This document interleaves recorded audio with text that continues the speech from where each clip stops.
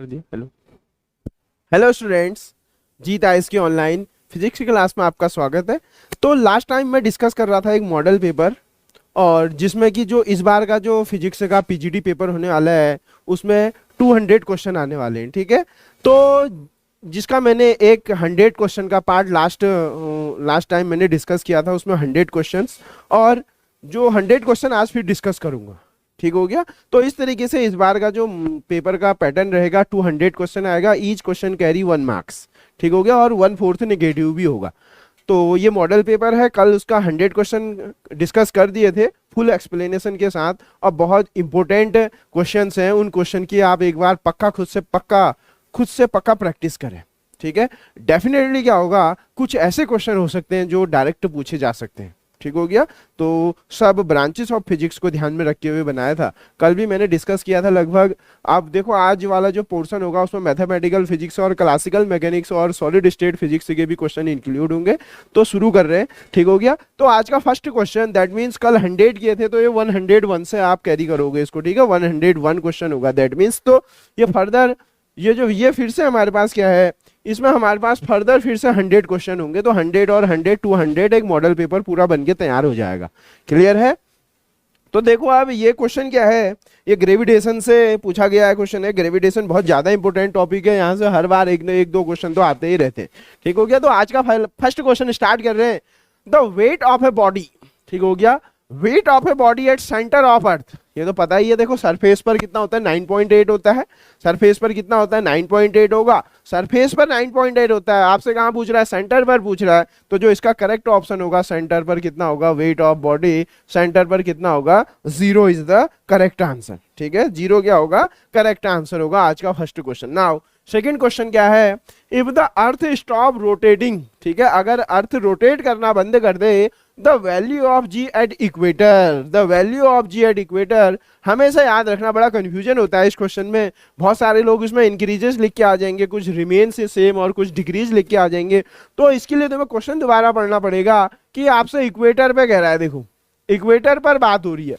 ठीक है, तो इक्वेटर पर क्या होगा, देखो इक्वेटर पर क्या होगी, जी की वैल्यू जो है एक्सेलरेशन ड्यू टू ग्रेविटी हो तो इंक्रीज होगी। ठीक है, इक्वेटर पर क्या होगी बोलो, अगर इक्वेटर पर पूछ रहा है तब तो जी वैल्यू बनेगा, जी क्या होगा, इंक्रीज करेगा। इसी में अगर एक क्वेश्चन और आता है पोल, अगर वो तुमसे पोल में पूछे तो पोल वाला जो पर्सन होता है उसको कोई इफेक्ट नहीं पड़ता है। ठीक है, तो जो पोल में जो जी की वैल्यू होती है, ये भी क्वेश्चन पूछा जा सकता है। ठीक है, इसी के साथ डिस्कस कर ले रहे हैं इसको। जब मैं पढ़ा रहा था तब भी मैंने बताया था, पोल में कोई चेंज नहीं होता है। पोल में स्मॉल जी की वैल्यू क्या रहती है, रिमेन्स कांस्टेंट रहती है। और एक चीज हमेशा याद रखो, जब आप इक्वेटर टू पोल जाते हो, इक्वेटर टू पोल में जो जी की वैल्यू होती है क्या होती है, इंक्रीज होती है। ये अल्टी में आया हुआ था।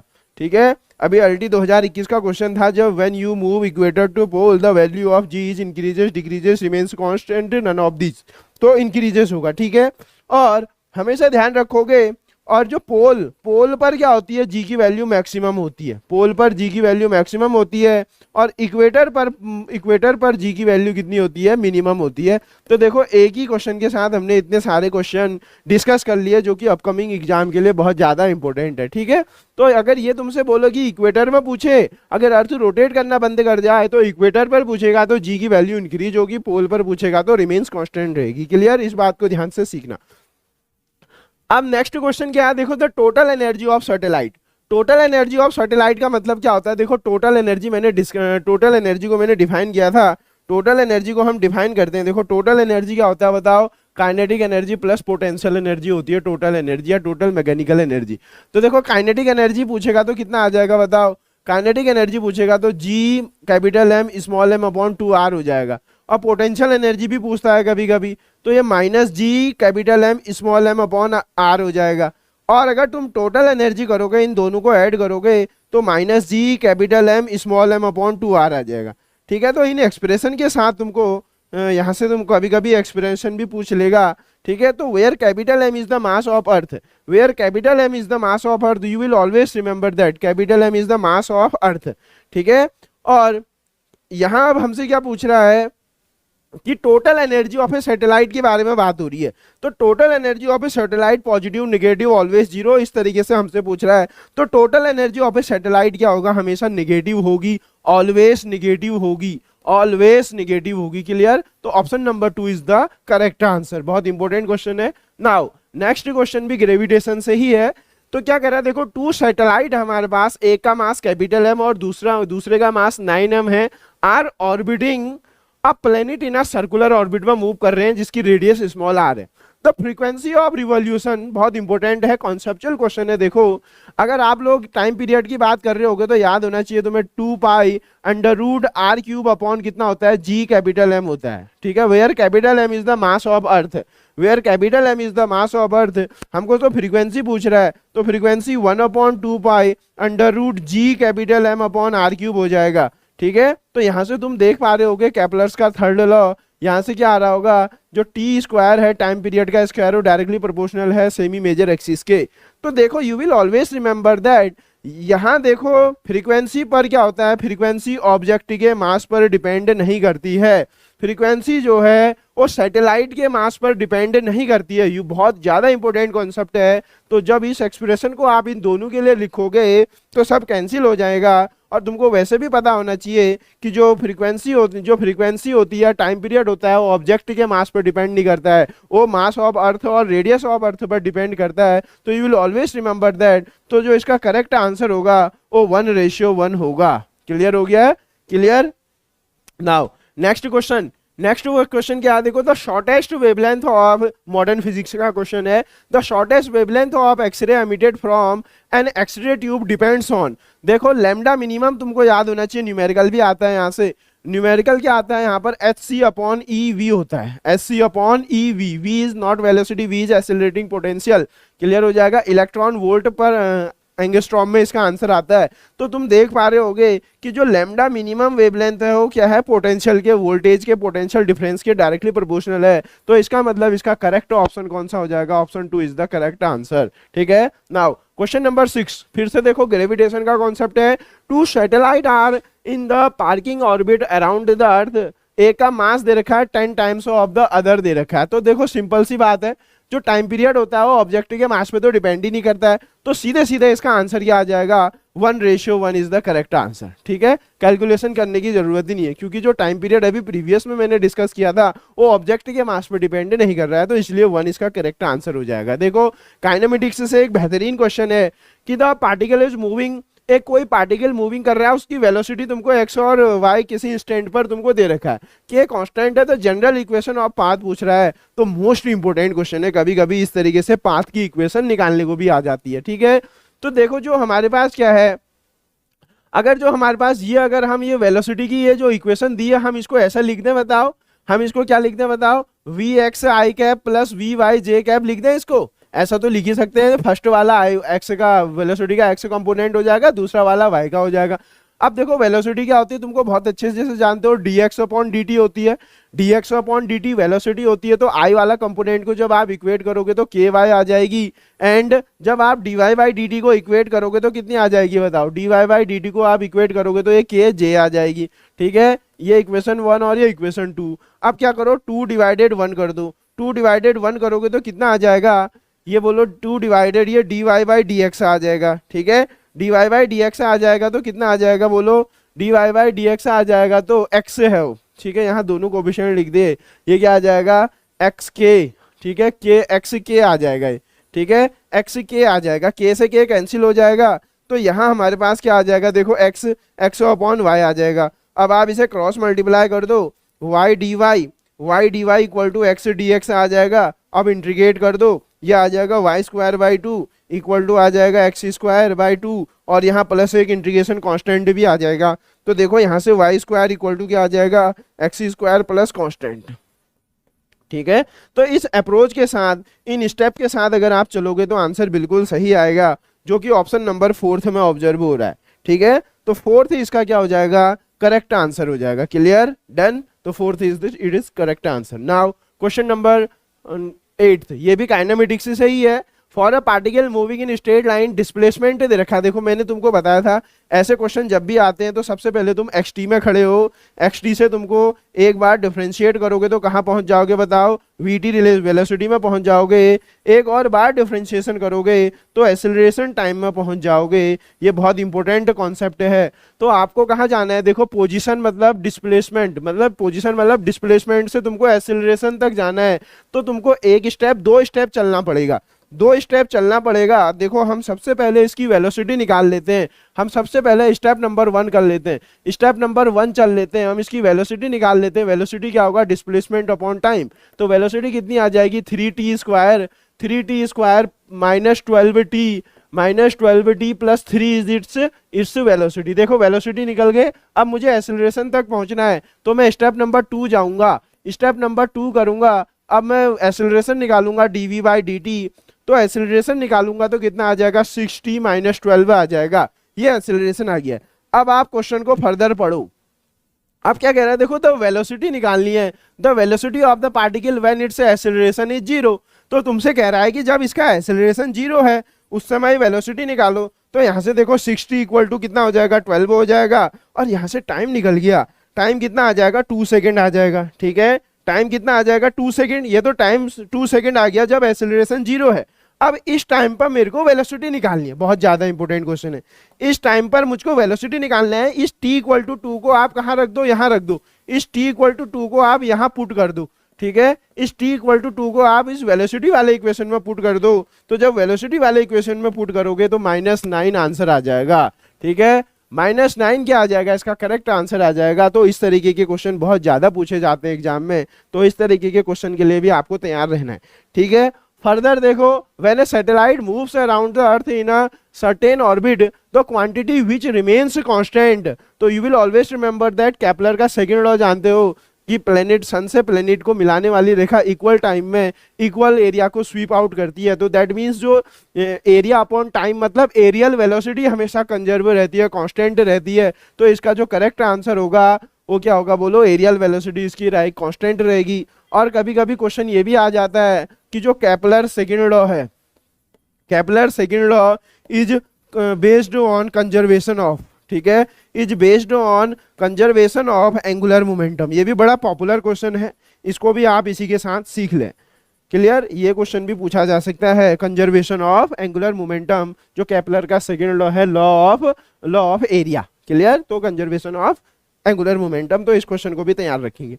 अब देखो now next question, 10th question क्या कह रहा है, the distance of Neptune and Saturn from the sun. ये तुमको दे रखा है 10⁻13 एंड 10⁻, कितना 12 मीटर दे रखा है। रेशियो ऑफ टाइम पीरियड, तो हम क्या जानते हैं बताओ, केपलर थर्ड लॉ जानते हैं कि जो टाइम पीरियड का स्क्वायर होता है वो डायरेक्टली क्यूब के डायरेक्टली प्रोपोर्शनल होता है सेमी मेजर एक्सिस के। अब हमको यहाँ टाइम पीरियड का रिलेशन निकालना है, तो t इक्वल टू क्या आ जाएगा, t प्रोपोर्शनलिटी क्या आ जाएगा, r⁻³ आ जाएगा। ठीक है, अब हमको यहाँ फाइंड आउट क्या करना है, देखो हमको यहाँ टाइम पीरियड का रेशियो करना है, t Neptune upon t Saturn. ठीक है, ये आ जाएगा s। ये कितना हो जाएगा बताओ, ये हमको 10⁻13 और ये 10⁻12 की पावर 3/2 है, तो 10 आ जाएगा, 10 की पावर हाफ, रूट 10 को 3 बार मल्टीप्लाई करोगे तो tn अपॉन ts का जो टाइम पीरियड का रेशियो आ जाएगा वो 10√10 आ जाएगा। ठीक है, 10√10। ये बड़ा कॉन्सेप्ट और बेसिक क्वेश्चन है और इस तरीके के क्वेश्चन एग्जाम में आते हैं। बस सिर्फ आपको कॉन्सेप्ट आना चाहिए, कॉन्सेप्ट आना चाहिए, क्वेश्चन बहुत आसानी से हो जाते हैं। ठीक है, now next question number 11, if the radius of earth were shrink, shrink का मतलब कम हो रही है, ठीक है, बाय 1% से कम हो रही है। ठीक है, श्रिंक का मतलब क्या होगा, कम होना, और इसको हमेशा आप विथ साइन के साथ लेना, विथ साइन के साथ लेना। अगर श्रिंक हो रही होगी तो माइनस लिखोगे और एक्सपेंड हो रही होगी तो प्लस लिखोगे। 1% इट्स मास रिमेनिंग, मास में कोई इफेक्ट नहीं कर रहा है। ठीक है, द वैल्यू ऑफ जी बताना है, तो बड़ा आसान क्वेश्चन है। जी इक्वल टू कितना होता है, capital G m upon r² होता है।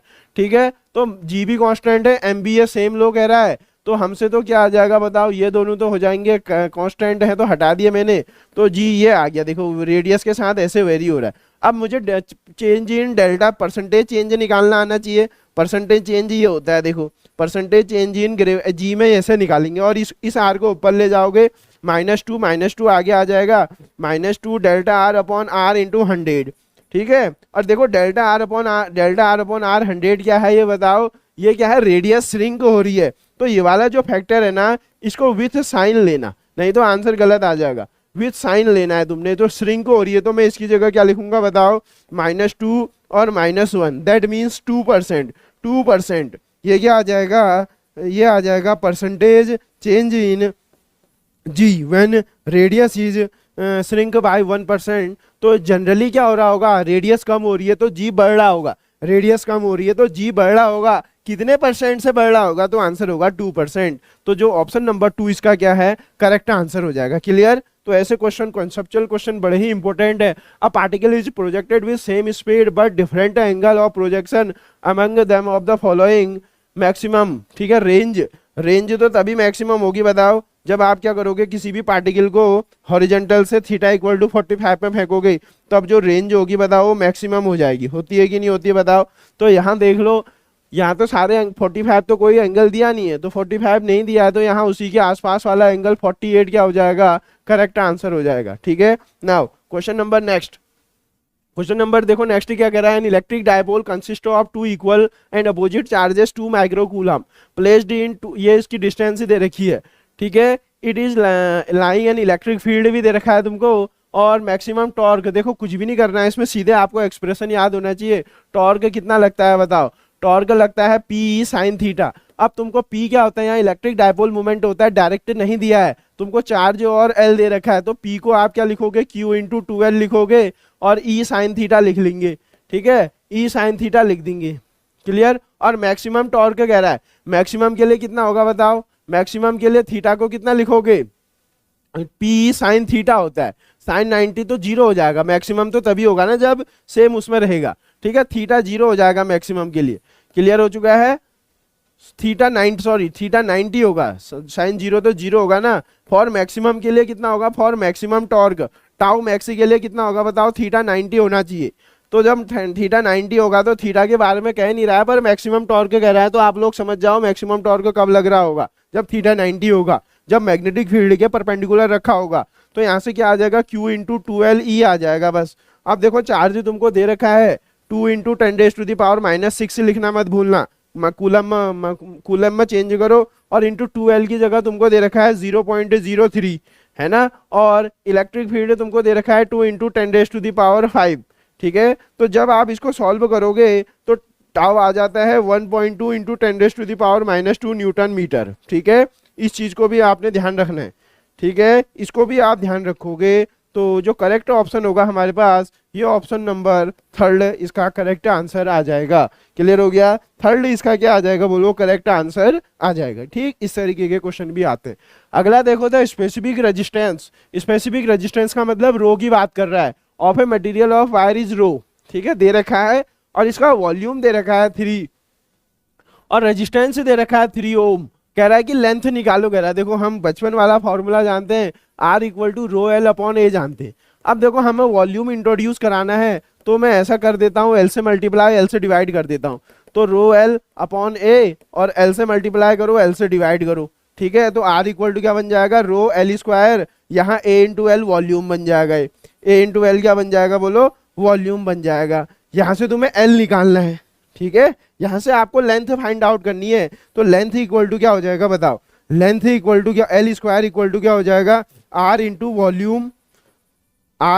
वॉल्यूम अपॉन रो हो जाएगा, ठीक है। अब देखो रेजिस्टेंस कितना दिया है बताओ, रेजिस्टेंस 3 दे रखा है, तो वैल्यू रख दो, रेजिस्टेंस है 3, वॉल्यूम भी दे रखा है 3, और रो स्पेसिफिक रेजिस्टेंस कितना दे रखा है, वो तो रो ही दे रखा है। तो यहाँ से ये तो एल है, ये तो एल स्क्वायर है, तो एल इक्वल टू क्या आ जाएगा, 3/√रो आ जाएगा, जो कि ऑप्शन नंबर 4 में है, ठीक है।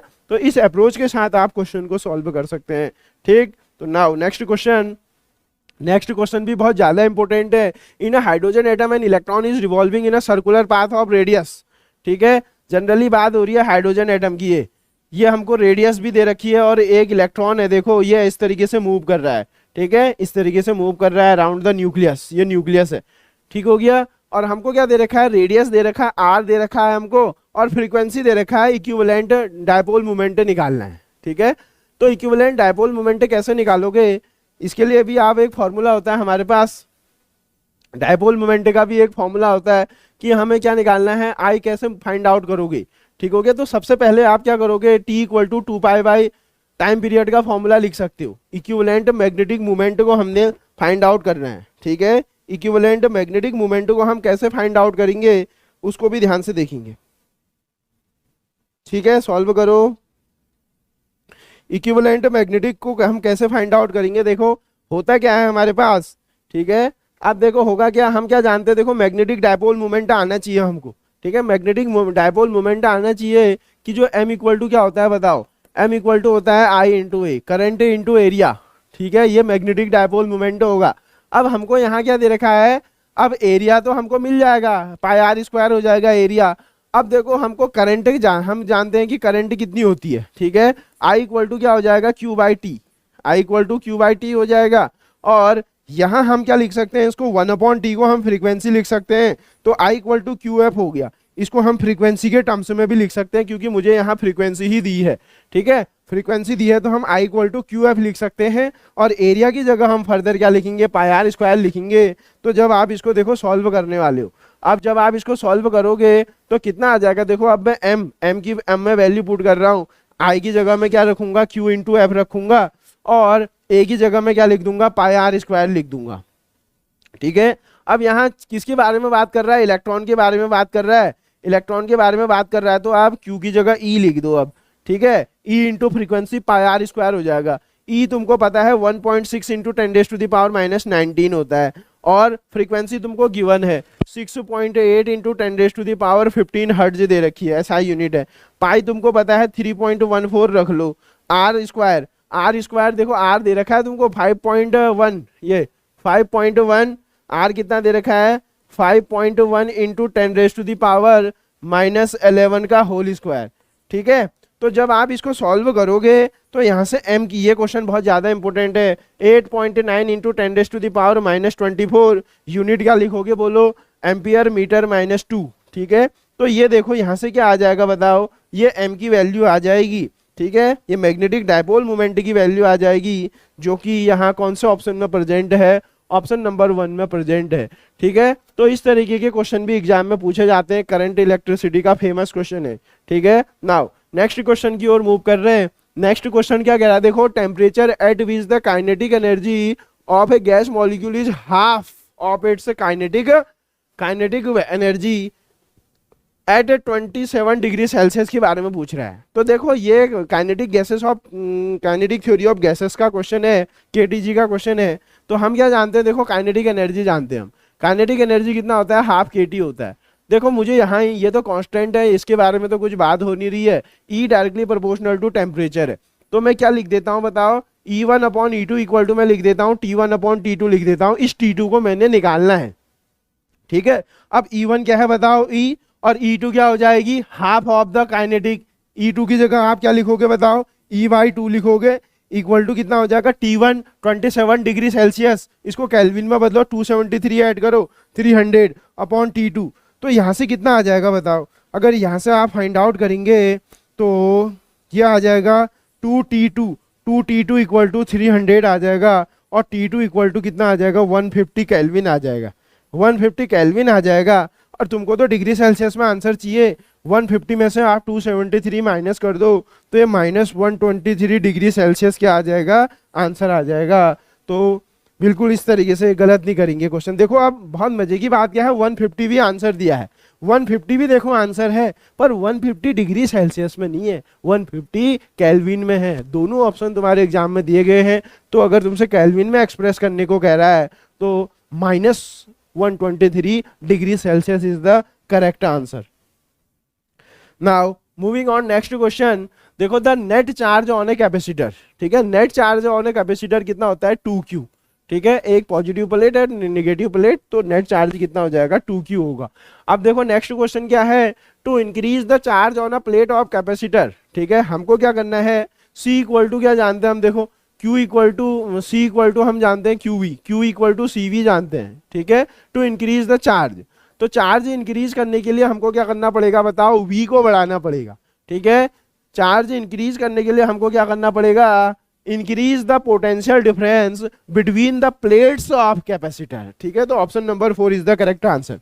Now question number next, question number 19 से क्या कह रहा है, द कैपेसिटेंस से ही है।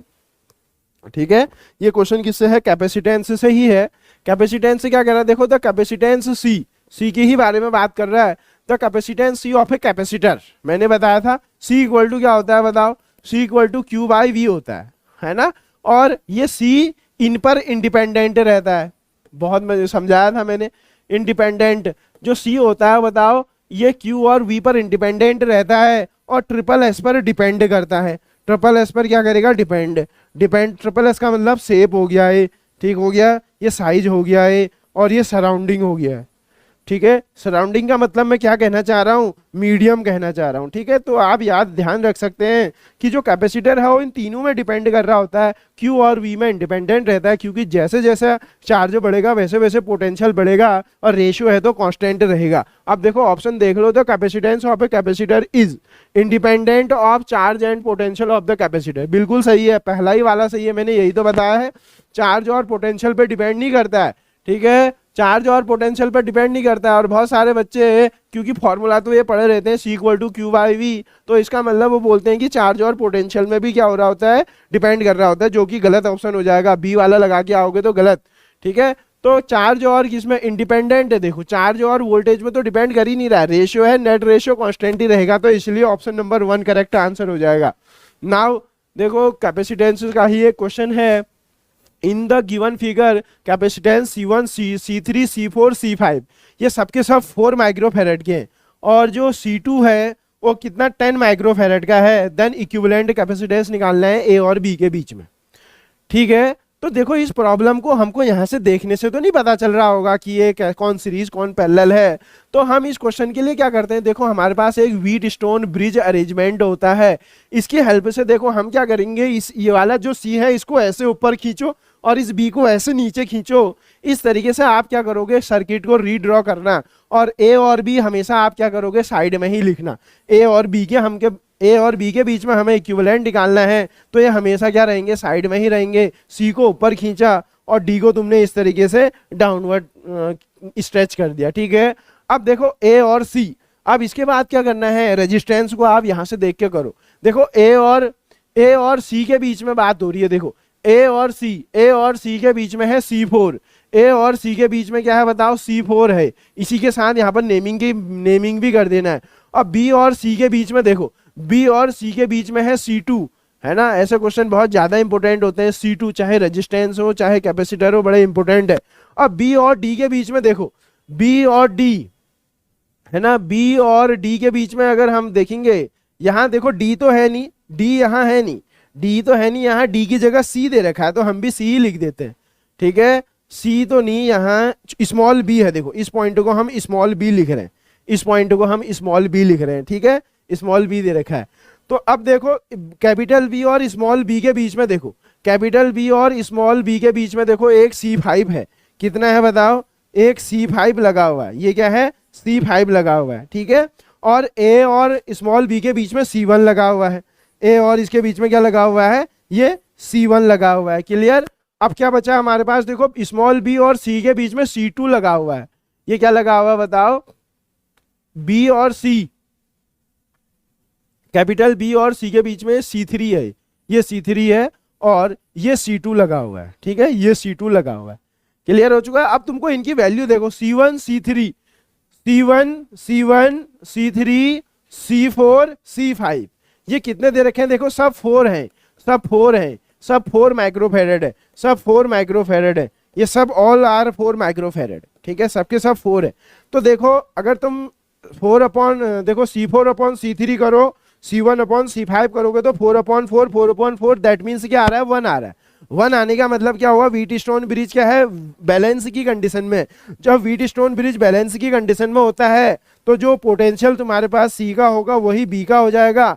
इसका मतलब ये जो C2 है ना, ये बेकार हो जाएगा, इसमें कोई चार्ज फ्लो नहीं होगा, तो तुम इसको हटा देना। जब तुम इसको हटाओगे तो 4 और 4 देखो, जो चार्ज इसमें फ्लो होगा वही इसमें फ्लो होगा। 4 और 4 इसमें किसमें है, सीरीज में है, और ये वाला देखो, ये 4 और 4 फर्दर ये सीरीज में है, 4 और 4 का सीरीज तुमको आना चाहिए, सीरीज में उल्टा जुड़ता है, कैपेसिटर में सीरीज रिवर्स होता है। 4 into 4 upon 4 plus 4 16 upon 4 mean C सी। ये कितना आ गया बताओ? 4 आ गया है। कितना आ जाएगा बोलो? 4। ठीक है, ये 4 और 4 का सीरीज क्या होगा बताओ? 4 और 4 का series 1/C1 plus 1/C2, 4 into 4 और 4 प्लस 4 16 अपॉन 4 दैट मीन्स 4 आ गया। ठीक है, सिमिलरली क्या करोगे, इसकी जगह भी 4 आ जाएगा, है ना। तो अब देखो सर्किट कैसा बन जाएगा, देखो ये सर्किट ऐसा बन जाएगा, ये 4 और ये 4। अब देखो ये कितना आ गया, ये 4 माइक्रोफेरेड और ये 4 माइक्रोफेरेड। 4 माइक्रोफेरेड और 4 माइक्रोफेरेड किसमें है? पैरेलल में है। जब 4 और 4 पैरेलल में क्या होता है? डायरेक्ट जुड़ जाते हैं। ठीक है, पैरेलल में क्या होता है? डायरेक्ट ऐड हो जाते हैं। तो इस चीज को याद रखेंगे। यहाँ से जो आंसर आ रहा है, यहाँ से जो आंसर आ रहा है वो 8 आ रहा है। देखो 4 और 4 कैपेसिटर जब मतलब किस में होता है बोलो? पैरेलल में होता है, तो C1 प्लस C2 हो जाता है। तो 4 और 4 8 इसका करेक्ट आंसर होगा, जो कि ऑप्शन नंबर डी में यहाँ पर हमको ऑब्जर्व हो रहा है। क्लियर हो चुका है? जो कि ऑप्शन नंबर हमको डी में यहाँ से क्या हो रहा है? ऑब्जर्व हो रहा है। हाँ, यहाँ पर थोड़ा सा गलत, ये गलत। ठीक है, यहाँ पर देखो थोड़ी कैलकुलेशन मिस्टेक हो रही है। एक बार ये वाला देखो, 4 और 4 का सीरीज देखो, 4 4 जा कितना हुआ? 16, 16/8 ये देखो, सॉरी। ठीक है, यहाँ पर थोड़ी सी गलत हो रही, देखो ये हमने यहाँ पर गलत कर दिया था। देखो 16/8 करोगे तो 2 आएगा। ठीक है, तो 2 देखो, इस चीज को ऐसी गलती नहीं करेंगे एग्जाम में। ठीक है, कैलकुलेशन अच्छी होनी चाहिए। तो अब देखो क्या होगा बताओ? ये 2 माइक्रोफेरेड है, ये 2 माइक्रोफेरेड है और ये भी 2 माइक्रोफेरेड है, और 2 और 2 का तुम जब पैरेलल करोगे ना, C1 प्लस C2 4 आंसर आ जाएगा। ठीक है, तो जल्दीबाजी में गलत नहीं करेंगे। ठीक है, ये कैलकुलेशन सही होनी चाहिए। 16/8 मतलब 2 आ जाएगा। 2 इसका देखो, ये कितना आएगा? ये 2 आएगा और ये भी 2 आएगा, और 2 और 2 पैरेलल में होगा तो C1 प्लस C2 कर दोगे, 4 इज द करेक्ट आंसर। ठीक है, जल्दीबाजी में गलत नहीं करके आएंगे। अब देखो 21 क्वेश्चन क्या कह रहा है? Parallel plate capacitor charge via battery. ठीक हो गया। After charging the capacitor, battery को तुमने डिस्कनेक्ट कर दिया and dielectric plate is inserted between the plates of capacitor, then which of the following statement is not correct. ठीक है, तो देखो इंक्रीज, देखो सबसे पहला तो यही है। देखो जब तुमने बैटरी को ही डिस्कनेक्ट कर दिया तो कहाँ से एनर्जी तो इंक्रीज होगी ही नहीं ना। तो बाकी के 3 चीज पॉसिबल है और फर्स्ट वाला इसका गलत ऑप्शन है, तो first is the correct answer. अगला देखो, parallel plate capacitor is connected to a battery and dielectric slab insert कर दिया, तो देन विच क्वांटिटी इंक्रीज। तो कौन सी देखो, तो तब तो एनर्जी चार्ज, कैपेसिटर चार्ज होना शुरू होगा तो एनर्जी स्टोर बढ़ जाएगा। ठीक है, नेक्स्ट क्वेश्चन देखो, glass slab is put with in the plates of A charge plate capacitor, which of the following quantity does not change. तो करेक्ट आंसर क्या होता है? चार्ज क्या रहता है? हमेशा कांस्टेंट रहता है आइसोलेटेड कैपेसिटर के लिए। अब देखो एक ये भी बहुत अच्छा क्वेश्चन है, एन अल्फा पार्टिकल। ठीक है, alpha particle is moving in a magnetic field दे रखा है, वेलोसिटी दे रखा है, मैग्नेटिक फोर्स निकालना है। तो मैग्नेटिक फोर्स का एक्सप्रेशन आपको याद होना चाहिए, F = Q V cross B. B cross B मत लिखना। अब देखो अल्फा पार्टिकल का मतलब क्या होगा? 2He4 हो गया, तो अल्फा पार्टिकल का चार्ज क्या होगा? 2E होगा। ठीक है, 2E is the charge of alpha particle. V तुमको दे रखा है 5 इंटू, एक लाइन में लिख लेते हैं इसको। ठीक है, तो देखो यहाँ से 4 से कितना आ जाएगा? V, ये देखो 2E हो जाएगा, 2 times of charge of electron, और V कितना दे रखा है? 5 इंटू 10⁻⁶ क्रॉस है, और ये कहाँ है बताओ? आई कैप है, आई कैप भी लगाओगे, क्रॉस B दे रखा है तुमको 3i कैप प्लस 2j। ठीक है, ये दे रखा है देखो इस तरीके से। ठीक है, तो ये F = कितना आ जाएगा बताओ? 2E आएगा, और क्या आएगा बताओ? I क्रॉस I तो 0 हो जाएगा, I क्रॉस J K हो जाएगा, तो 5 2 जा आ जाएगा 10 इंटू 10⁻⁶ K कैप आ जाएगा। ये आएगा कि नहीं आएगा? I क्रॉस I 0 और I क्रॉस J क्या हो जाएगा? K हो जाएगा, तो 5 2 जा 10 आ जाएगा। अब तुम यहाँ इसकी वैल्यू रख दो। ठीक है, 2 इंटू 1.6 इंटू 10⁻⁻19 आ जाएगा, और ये कितना आ जाएगा? 10 इंटू 10⁻⁶ K कैप आ जाएगा। ठीक है, ये हमारे पास फोर्स वेक्टर फॉर्म में आ जाएगा, ठीक है ना। तो देखो ये अब जब तुम ये तो वेक्टर है, इसका जब मैग्नीट्यूड लेके सॉल्व करोगे तो ये कितना आ जाएगा, 3.2 आ रहा है। देखो 3.2, देखो जो कि 3.2 आ रहा है हमारे पास, 3.2 into 10⁻⁻12 Newton is the correct answer, ठीक है। और ये पावर को सॉल्व कर लोगे तो ऑप्शन नंबर 3 इसका क्या आ जाएगा, करेक्ट आंसर आ जाएगा। इंपोर्टेंट क्वेश्चन है, ठीक है, इंपोर्टेंट क्वेश्चन है, ठीक है। क्या फोर्स और तुमको वेलोसिटी दिया है, मतलब मैग्नेटिक फील्ड और वेलोसिटी दिया है, तो कैसे फोर्स से निकालोगे, ठीक है। Next question, the target of an X-ray tube is subjected to excitation voltage with the wavelength, अभी बताया था मैंने, लैम्डा मिनिमम कितनी होती है, न्यूमेरिकल भी आता है यहाँ से, SC/EV होती है, इसको न्यूमेरिकल के लिए भी तैयार करना। तो लैम्डा मिनिमम क्या हो जाएगा, V के साथ ऐसे वेरी करता है, जो कि ऑप्शन नंबर सी में दिया है, ठीक है। बड़ा इंपॉर्टेंट क्वेश्चन है, न्यूमेरिकल भी आता है यहाँ से। देखो L alpha, L beta, L beta के लिए क्या होगा, देखो ये है एक्सरे, एक्सरे का जो हमारे पास करेक्टरिस्टिक एक्सरे होता है उसमें होता है, ठीक है। जब हम क्या करते हैं, एक इलेक्ट्रॉन को न्यूक्लियस के किसी सेल में करते हैं तो उस सेल को वहां से क्या करता है, उस इलेक्ट्रॉन को इजेक्ट करके ले आता है, ठीक है। उसको फिल करने के लिए अगर के सेल से आ रहा है तो के अल्फा लाइन आएगी, एल से आ रहा है तो एल अल्फा लाइन मिलेगी तुमको, ठीक है। तो ट्रांजिशन याद रखेंगे। तो देखो एल बीटा कह रहा है, एल बीटा के लिए क्या होगा बताओ, जब n=4 से n=2 में आएगा तो उसको हम क्या कहेंगे, बोलो एल बीटा कहेंगे। एल बीटा तुमको तब एल बीटा तुमको सीरीज मिल जाएगी, ठीक है। और एल अल्फा पूछेगा तो ये डी वाला ऑप्शन हो जाएगा एल अल्फा के लिए, क्लियर है ना। ये बताया है मैंने तुमको जब मैं पढ़ा रहा था। अब देखो ये तो बड़ा एटॉमिक फिजिक्स का बड़ा ही फेमस क्वेश्चन है, हर बार एक क्वेश्चन आता ही आता है, ठीक है। अब हमसे जी फैक्टर पूछ रहा है। देखो सबसे पहले जी फैक्टर तो तब आएगा जब तुमको फॉर्मूला पता होना चाहिए।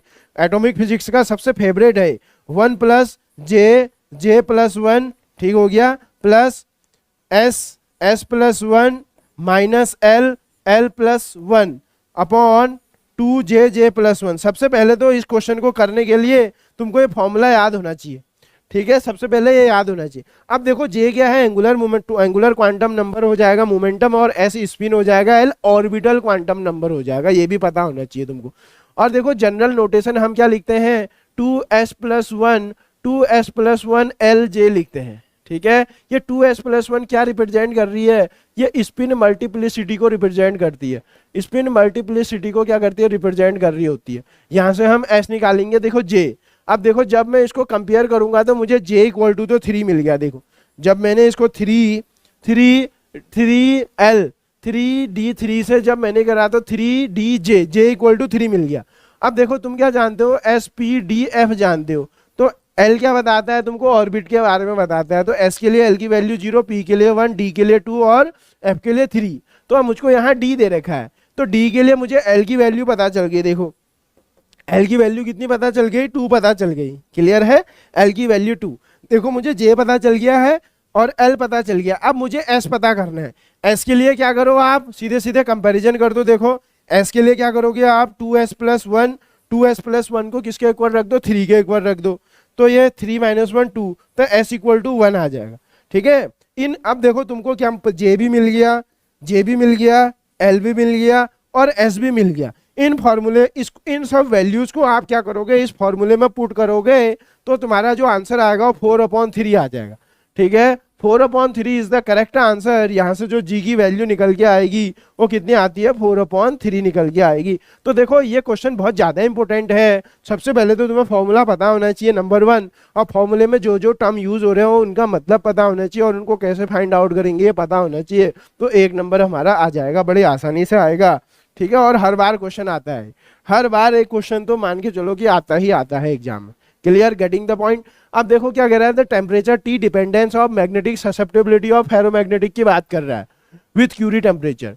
तो देखो क्यूरी वैश लॉ होता है, ये वाला बी वाला ऑप्शन सही होगा, है C/T - Tc, और Tc is the Curie temperature, T is the absolute temperature, और T हमेशा ग्रेटर देन होगा Tc से, ठीक है। नाउ नेक्स्ट क्वेश्चन देखो, the order of magnitude of energy gap in a superconductor, ये इलेक्ट्रॉन वोल्ट में होता है, किसमें होता है, इलेक्ट्रॉन वोल्ट में होता है, तो इसका सी आंसर करेक्ट।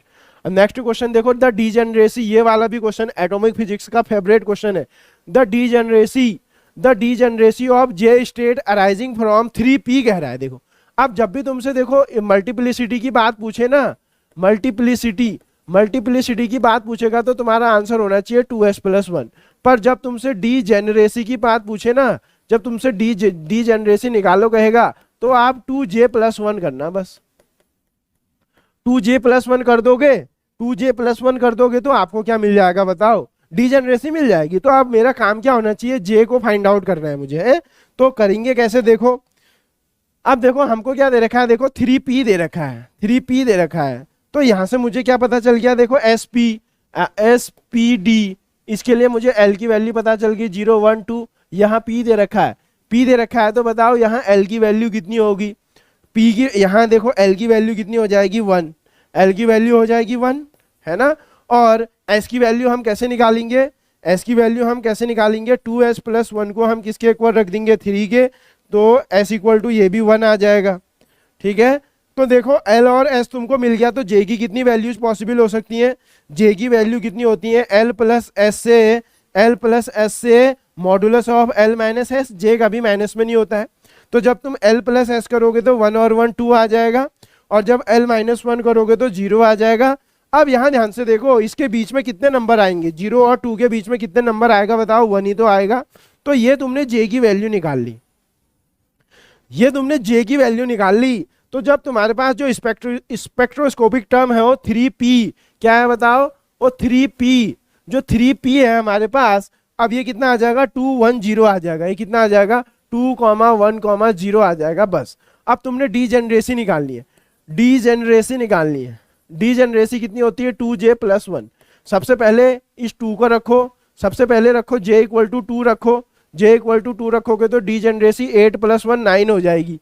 2 रखोगे, सॉरी 8 + 1 9 की होगी, 4 + 1 5 हो जाएगी, ठीक है?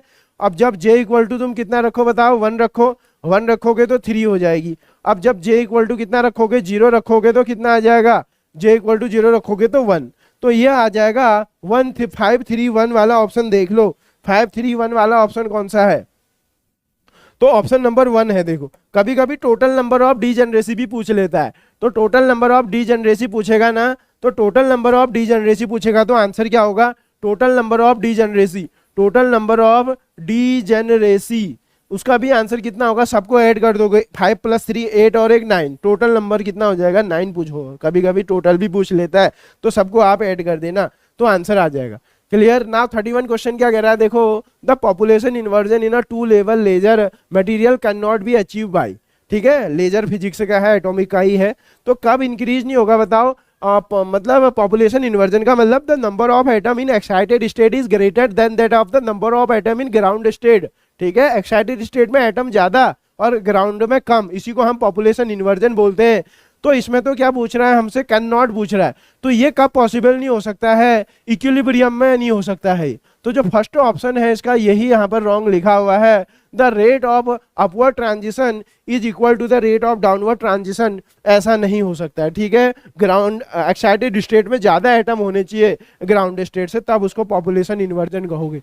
अब यहाँ ध्यान से देखो, quantum mechanics, the quantum mechanical operator for the momentum, momentum के लिए देखो मोमेंटम ऑपरेटर क्या होता है? -i h का डेल्टा होता है। कभी ऐसा भी लिखा आ जाता है, या कभी इसकी वैल्यू आ जाती है -i h का डेल अपॉन डेल एक्स करके आ जाता है। तो कौन सा ऑप्शन सही है बताओ? डेल अपॉन डेल एक्स या ये? तो माइनस तो जो कि बी के साथ जाएंगे, बी ऑप्शन क्या हो जाएगा यहाँ पर? करेक्ट हो जाएगा। मोमेंटम ऑपरेटर बड़ा इंपॉर्टेंट है।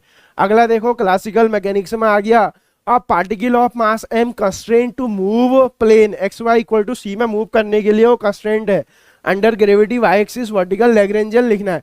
तो देखो लैग्रेंजियन लिखने के लिए क्या आना चाहिए? लैग्रेंजियन इज, ये लैग्रेंजियन के लिए तुम्हें T is the kinetic energy, V is the potential energy, Lagrangian represent energy. और कैसे डिफाइन करोगे? L minus V, sorry T minus V, where T is the kinetic energy और V is the potential energy. अब इस case के लिए तुम kinetic energy लिखो।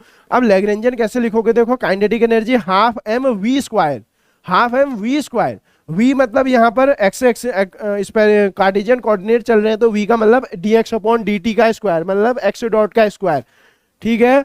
और प्लस कितना आ जाएगा? मैं सिर्फ यहाँ अभी काइनेटिक एनर्जी के लिए बात कर रहा हूँ तुमसे। Kinetic half M V square, क्योंकि 2 डायमेंशन में मोशन हो रहा है, हाफ एम वाई डॉट का स्क्वायर हो जाएगा, ठीक है? अब देखो हम क्या करेंगे, इसका इक्वेशन करेंगे, इस कर्व का यूज करेंगे, एक्स वाई इक्वल टू सी। यहां से मैं वाई निकाल लेता हूं क्योंकि यहाँ वाई नहीं है, क्वेश्चन में वाई नहीं आ रहा है, सिर्फ एक्स आ रहा है, तो वाई को मैं एलिमिनेट कर लेता हूं, Y equal to X by C हो जाएगा।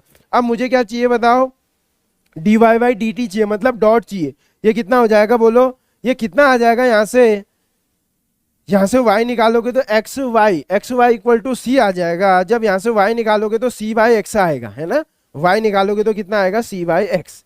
अब देखो इसका एक बार डिफ्रेंशिएट करो तो -1/x² आएगा, -1/x², और यहाँ पर क्या आएगा, एक c आएगा, और एक बार x का और होगा, ये x डॉट आ जाएगा। ठीक है, अब हमको तो क्या चाहिए बताओ, y का डॉट चाहिए हमको, इसका स्क्वायर करना है। y डॉट का स्क्वायर करोगे तो कितना आ जाएगा, c²/x4, x डॉट का स्क्वायर आ जाएगा। ठीक है, ये हमारे पास क्या आ जाएगा, ये y की वैल्यू आ गई।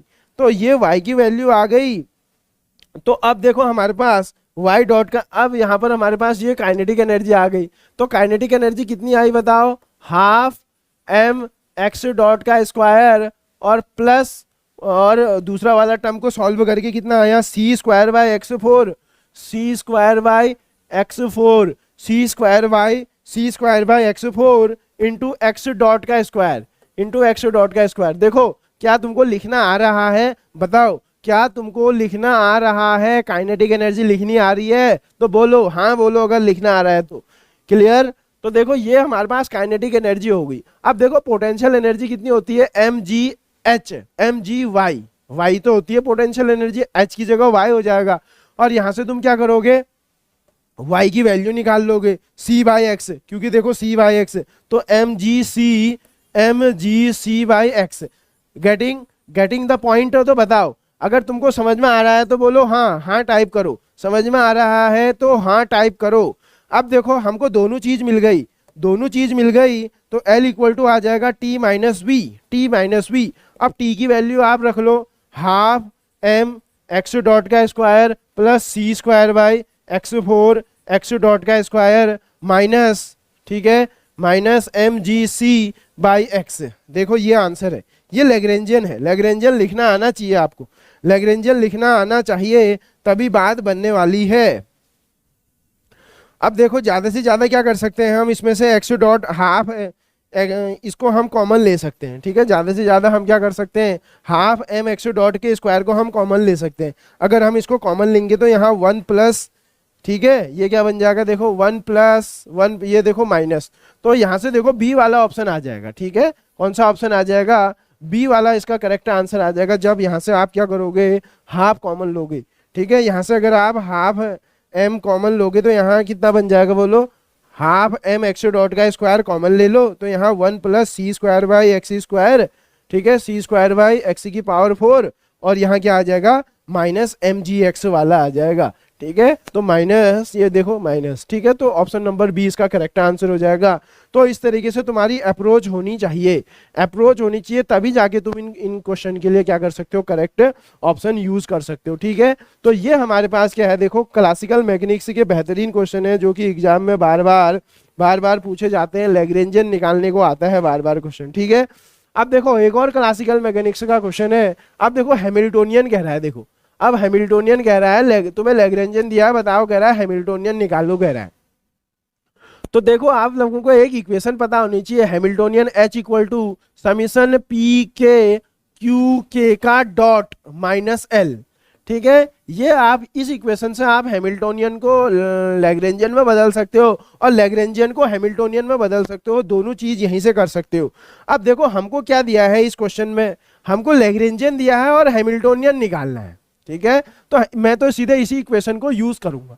अब यहाँ देखो हम, मेरे पास मोशन x और y में हो रहा है, तो मैं इस p के q के को कैसे रिप्लेस करूंगा, देखो h इक्वल टू, अब मैं समीशन को ओपन कर रहा हूँ, p1 q1 का डॉट प्लस p2 q2 का डॉट, इस तरीके से 1 का मतलब x, तो मैं यहाँ क्या लिखूंगा बताओ इसको, px x का dot, px is the generalize momentum होता है। ठीक है, और प्लस py y का डॉट, क्योंकि क्यूके का मतलब y, और माइनस l। देखो इस इक्वेशन में क्या हो जाएगा, ये देखो अब मुझे ये सारी चीजें निकालनी है। अब मैं क्या जानता हूं, देखो जो जनरलाइज मोमेंटम होता है, जनरलाइज मोमेंटम होता है ना, जनरलाइज मोमेंटम की वैल्यू भी मुझे पता होती है क्या होती है। देखो P इक्वल टू क्या होता है ना। अब देखो पी एक्स इक्वल टू क्या होगा, डेल डेल एल। अब हमको यहां से निकालना है del L upon del X का डॉट, ये कितना होता है बोलो, जनरलाइज मोमेंटम। ये del L upon del X dot को हम जनरलाइज मोमेंटम कहते हैं। तो इसका तुम एक्स डॉट के रिस्पेक्ट में डिफरेंशिएट कर दो तो पी एक्स मिल जाएगा। तो ये कितना आ जाएगा, 2a एक्स डॉट आ जाएगा। क्लियर, 2a एक्स डॉट आ जाएगा। अब देखो सिमिलरली तुम पी वाई भी निकाल लो, del L upon del Y dot, तो कितना आ जाएगा बताओ, 2b वाई डॉट आ जाएगा बस। अब इन दोनों वैल्यूज को आप हैमिल्टन वाली इक्वेशन में रख दो, ठीक है। तो h इक्वल टू क्या आ जाएगा, देखो पी एक्स की जगह तुम क्या लिखोगे, 2a एक्स डॉट और एक एक्स डॉट बाहर से है, ठीक है, प्लस पी वाई की जगह तुम क्या लिखोगे, 2b वाई डॉट और एक वाई डॉट बाहर से है। क्लियर हो गया, क्लियर क्लियर। माइनस देखो l, अब माइनस l, ये वाला l तुमको क्वेश्चन में दिया है, तो तुम्हारे पास कितना आ जाएगा बताओ, 2a एक्स डॉट का square plus 2b Y dot का स्क्वायर। बोलो आ रहा है तो यस टाइप करो, ठीक है। इतना क्लियर है, इतना क्लियर हो चुका है। 2a एक्स का स्क्वायर प्लस 2b वाई का स्क्वायर। देखो अब ये माइनस को यहाँ गलती मत करना, ये बहुत सारे लोग साइन चेंज करने में बड़ी दिक्कत कर देते हैं। इस माइनस को, ये इसको लिखना है मुझे, कितना आ जाएगा बताओ, माइनस ए एक्स का डॉट स्क्वायर। अब ये माइनस बन जाएगा minus B Y dot square. अब ये प्लस बन जाएगा प्लस के एक्स वाई। देखो इस स्टेप में आप गलती मत करना, नहीं तो आंसर गलत आएगा, ठीक है। आंसर तक बहुत कम लोग पहुंच पाते हैं क्योंकि ये छोटी छोटी गलती कर देते हैं जिसकी वजह से आंसर मैच नहीं हो पाता है। अब देखो इन दोनों टर्म को एक साथ ले लो और इसको एक साथ ले लो। देखो 2 एक्स डॉट का स्क्वायर तो ए एक्स डॉट का स्क्वायर आ जाएगा, ठीक है। एच इक्वल टू क्या आ जाएगा, ए एक्स डॉट का स्क्वायर आ जाएगा प्लस बी वाई डॉट का स्क्वायर आ जाएगा, आएगा। इसमें से भी एक माइनस होगा तो बी वाई डॉट का square plus K X Y. तो देखो ये आंसर हो जाएगा, ये आंसर हो जाएगा। कौन सा ऑप्शन है मैच कर लो। अब देखो आंसर पी एक्स और पी वाई में दिया है, तुम लोग क्या करो, इस इक्वेशन से आप एक्स डॉट की वैल्यू निकाल लो, यहां से आप एक्स डॉट की वैल्यू निकालो, यहां से वाई डॉट की वैल्यू निकालो, उस इक्वेशन में रख दो। एक्स डॉट की वैल्यू कितनी होगी बताओ, पी एक्स अपॉन 2a है ना। अब क्योंकि आंसर इस फॉर्म में दिया है, ये कितना है बताओ, पी एक्स अपॉन 2a का होल स्क्वायर। ये कितना होगा बताओ, पी वाई अपॉन 2b का whole square plus K X Y, ठीक है। तो कितना आ जाएगा बताओ, ये पी एक्स का होल स्क्वायर 4a स्क्वायर से कैंसिल और ये b से b कैंसिल, पी वाई का whole square upon 4b plus K X Y. अब देखो कौन सा ऑप्शन मैच कर रहा है, अब देखो कौन सा ऑप्शन मैच कर रहा है, उसी के साथ हम चले जाएंगे, ठीक है। कौन सा ऑप्शन मैच कर रहा है, P X upon 4a P Y upon 4b और प्लस प्लस प्लस देखना है, प्लस माइनस वाला नहीं देखोगे। तो ये तो मुझे ऑप्शन नंबर सी ही ऑब्जर्व हो रहा है, ठीक है। तो इस तरीके से अप्रोच होनी चाहिए आपकी हैमिल्टोनियन इक्वेशन को सॉल्व करने के लिए। क्लियर, तो अप्रोच बहुत ज्यादा इंपॉर्टेंट है और क्वेश्चन इस तरीके से एग्जाम में पूछे जाते हैं। अभी हमने क्या किया था, हैमिल्टोनियन से लैग्रेंजियन निकालना सीखा था, ठीक है। अब हम क्या करेंगे, देखो इस क्वेश्चन में हमको क्या दिया है, अब हमको लैग्रेंजियन दिया है और हैमिल्टोनियन निकालना है, जस्ट रिवर्स क्वेश्चन है। तो देखो लैग्रेंजियन इक्वेशन बतानी है, देखो हमको सबसे पहले तो देखो आपको पता होना चाहिए, अभी मैंने बताया था Hamiltonian equation P theta equal to कितना होता है, del L upon del theta dot होता है। तो आप पी थीटा निकाल दो, सबसे पहले पी थीटा निकालोगे तो क्या आ जाएगा, थीटा डॉट का 2 थीटा, 2 से 2 कैंसिल हो जाएगा, ये आ जाएगा M L square theta dot आ जाएगा, ठीक है। तो देखो पी थीटा, अब यहाँ से अब हमको क्या फाइंड आउट करना है, थीटा डॉट की वैल्यू फाइंड आउट कर लो। थीटा डॉट कितना आ जाएगा बताओ, P theta upon M L square आ जाएगा। तो देखो थीटा डॉट है, कोई ऑप्शन में है, फर्स्ट वाला ऑप्शन है, ये तो हो गया।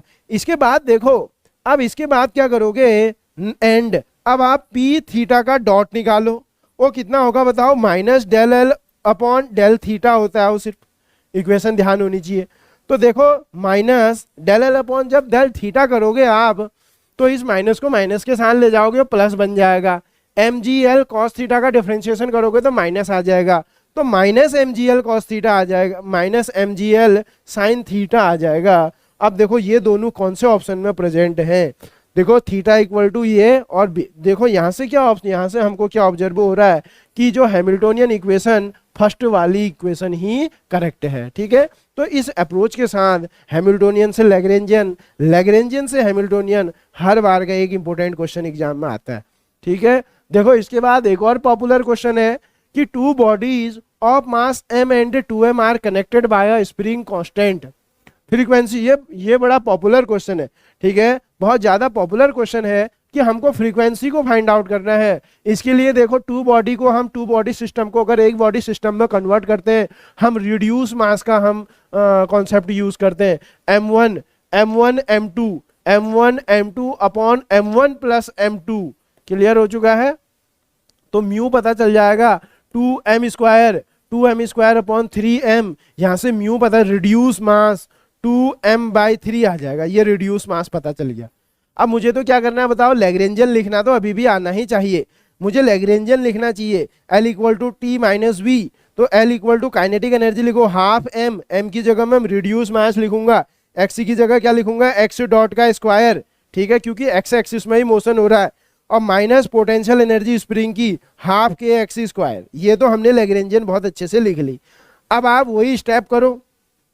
ठीक है, अब हम क्या करेंगे बताओ, equation of motion, equation of motion की ओर जाएंगे हम। अब आपको इक्वेशन ऑफ मोशन पता होनी चाहिए। लैग्रेंजियन इक्वेशन ऑफ मोशन कितना होता है, D upon D T of del L upon del X, जो होगा जो कोऑर्डिनेट होगा उसी के रिस्पेक्ट में करोगे, minus del L upon del X equal to 0। ये इक्वेशन ऑफ मोशन भी आपको याद होनी चाहिए। तो आप सबसे पहले क्या करो, इसको एक्स डॉट के रिस्पेक्ट में डिफरेंशिएट करो, तो ये डी अपॉन डी टी आ जाएगा। जब एक्स डॉट के रिस्पेक्ट में करोगे 2 से 2 गायब हो जाएगा, ये म्यू एक्स डॉट आ जाएगा। ये क्या आ जाएगा बोलो, mu X dot minus del L upon del X करोगे, minus del L upon del X करोगे तो कितना आ जाएगा, 2 से 2 कैंसिल, ये हाफ आ जाएगा।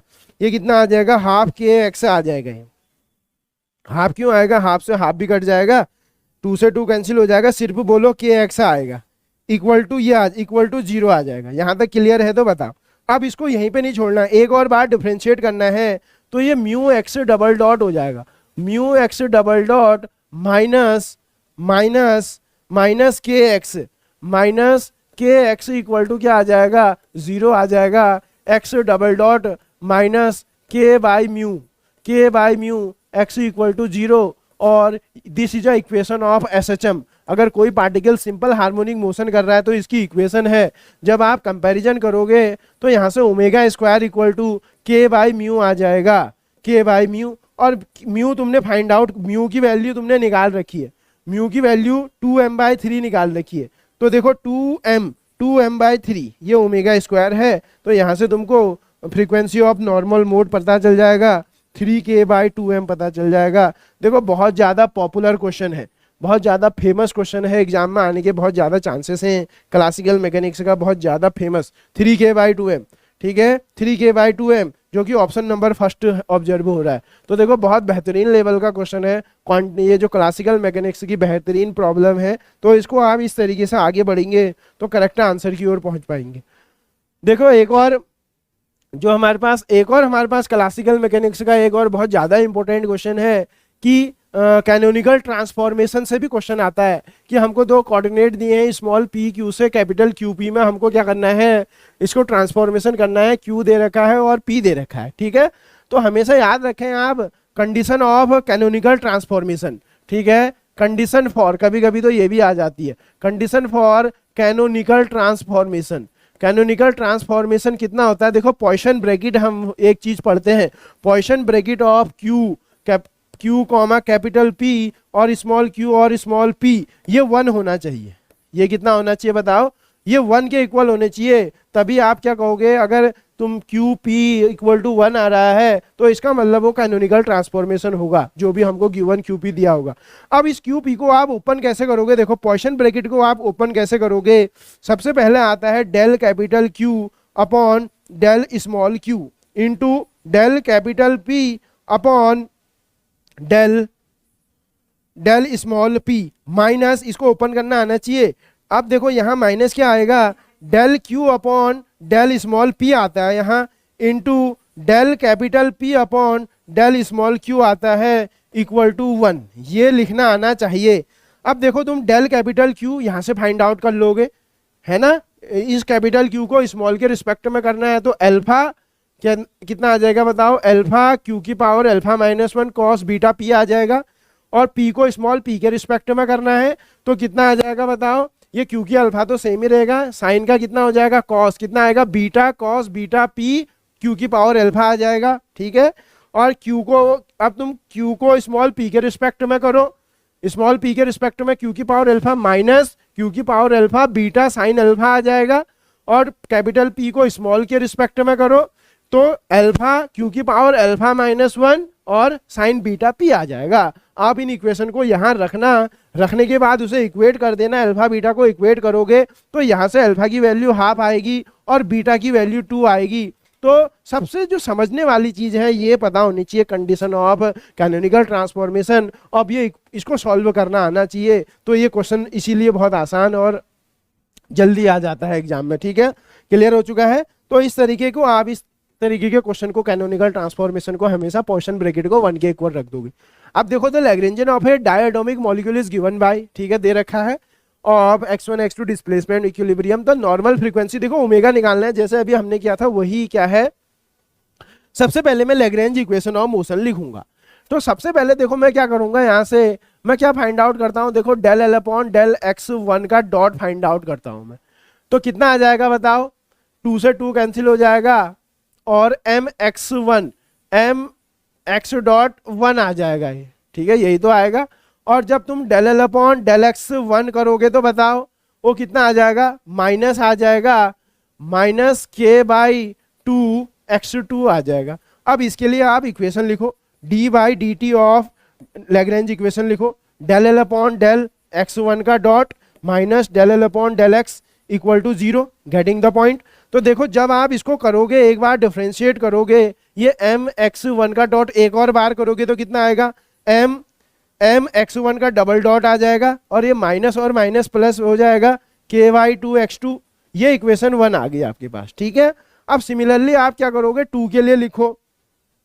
अब आप ऐसे क्या निकालो, देखो similarly del L upon del x dot का 2 निकालो। 2 निकालोगे तो कितना आ जाएगा बताओ, 2 निकालोगे तो देखो इसको ये 2 से 2 कैंसिल हो जाएगा, m x डॉट x2 आ जाएगा, कितना आएगा बताओ, m ये आ जाएगा x2। क्लियर है ना, यही तो आएगा, आ रहा है, ये आएगा कि नहीं आएगा, बोलो आएगा कि नहीं आएगा, आएगा। एंड देखो del L upon del x2 निकाल लो, ये कितना आ जाएगा, minus minus K by 2 x1 आ जाएगा। अब वही लैग्रेंज इक्वेशन यूज करो, आ रहा है, बोलो समझ में आ रहा है, del L upon del x, getting the point. सारे पॉइंट देखो एक और बार डिफरेंशिएट करोगे, डी बाई डी टी करोगे तो m x double dot x2 हो जाएगा, माइनस और माइनस प्लस ये k by 2 x1 equal to 0, ये इक्वेशन 2 आ जाएगी। अब आप क्या करना, देखो सेकेंड -1 कर दो, सेकेंड -1 करोगे तो m को कॉमन निकाल लो, x double dot minus x1 ये आ जाएगा। बताओ यहाँ तक कोई प्रॉब्लम है तो बताओ। माइनस के बाई 2 को आप क्या करो, कॉमन ले लो, और माइनस के बाई 2 को अगर आप कॉमन ले लोगे तो अंदर क्या बच जाएगा बताओ, अंदर क्या बच जाएगा, x1 माइनस x2, तभी मैंने माइनस कॉमन ले लिया है, ठीक है। x1 minus x2 equal to क्या आ जाएगा, 0 आ जाएगा। क्लियर है, इक्वल टू कितना आ जाएगा, 0 आ जाएगा, ठीक। अब देखो हम अपनी सुविधा के लिए क्या कर रहे हैं, x2 का डॉट माइनस x1 के डॉट को हम z ले रहे हैं, ठीक है, z का डबल डॉट हो जाएगा ये, x1 माइनस x2 को हम क्या ले ले रहे हैं, z ले रहे हैं। अगर हम इसको z ले रहे हैं तो, अगर हम इसको z ले रहे होंगे तो कितना आ जाएगा, x2 माइनस x1 आएगा। हाँ, ये x2 माइनस x1 को हम क्या ले रहे हैं, x1 माइनस x2 को हम कितना ले रहे हैं बताओ, डॉट ले लेंगे, गेटिंग द पॉइंट। अब हम तुम इन माइनस करने के बाद यहां रख दो तो कितना आ जाएगा बताओ, ये इक्वेशन क्या बन जाएगी, अब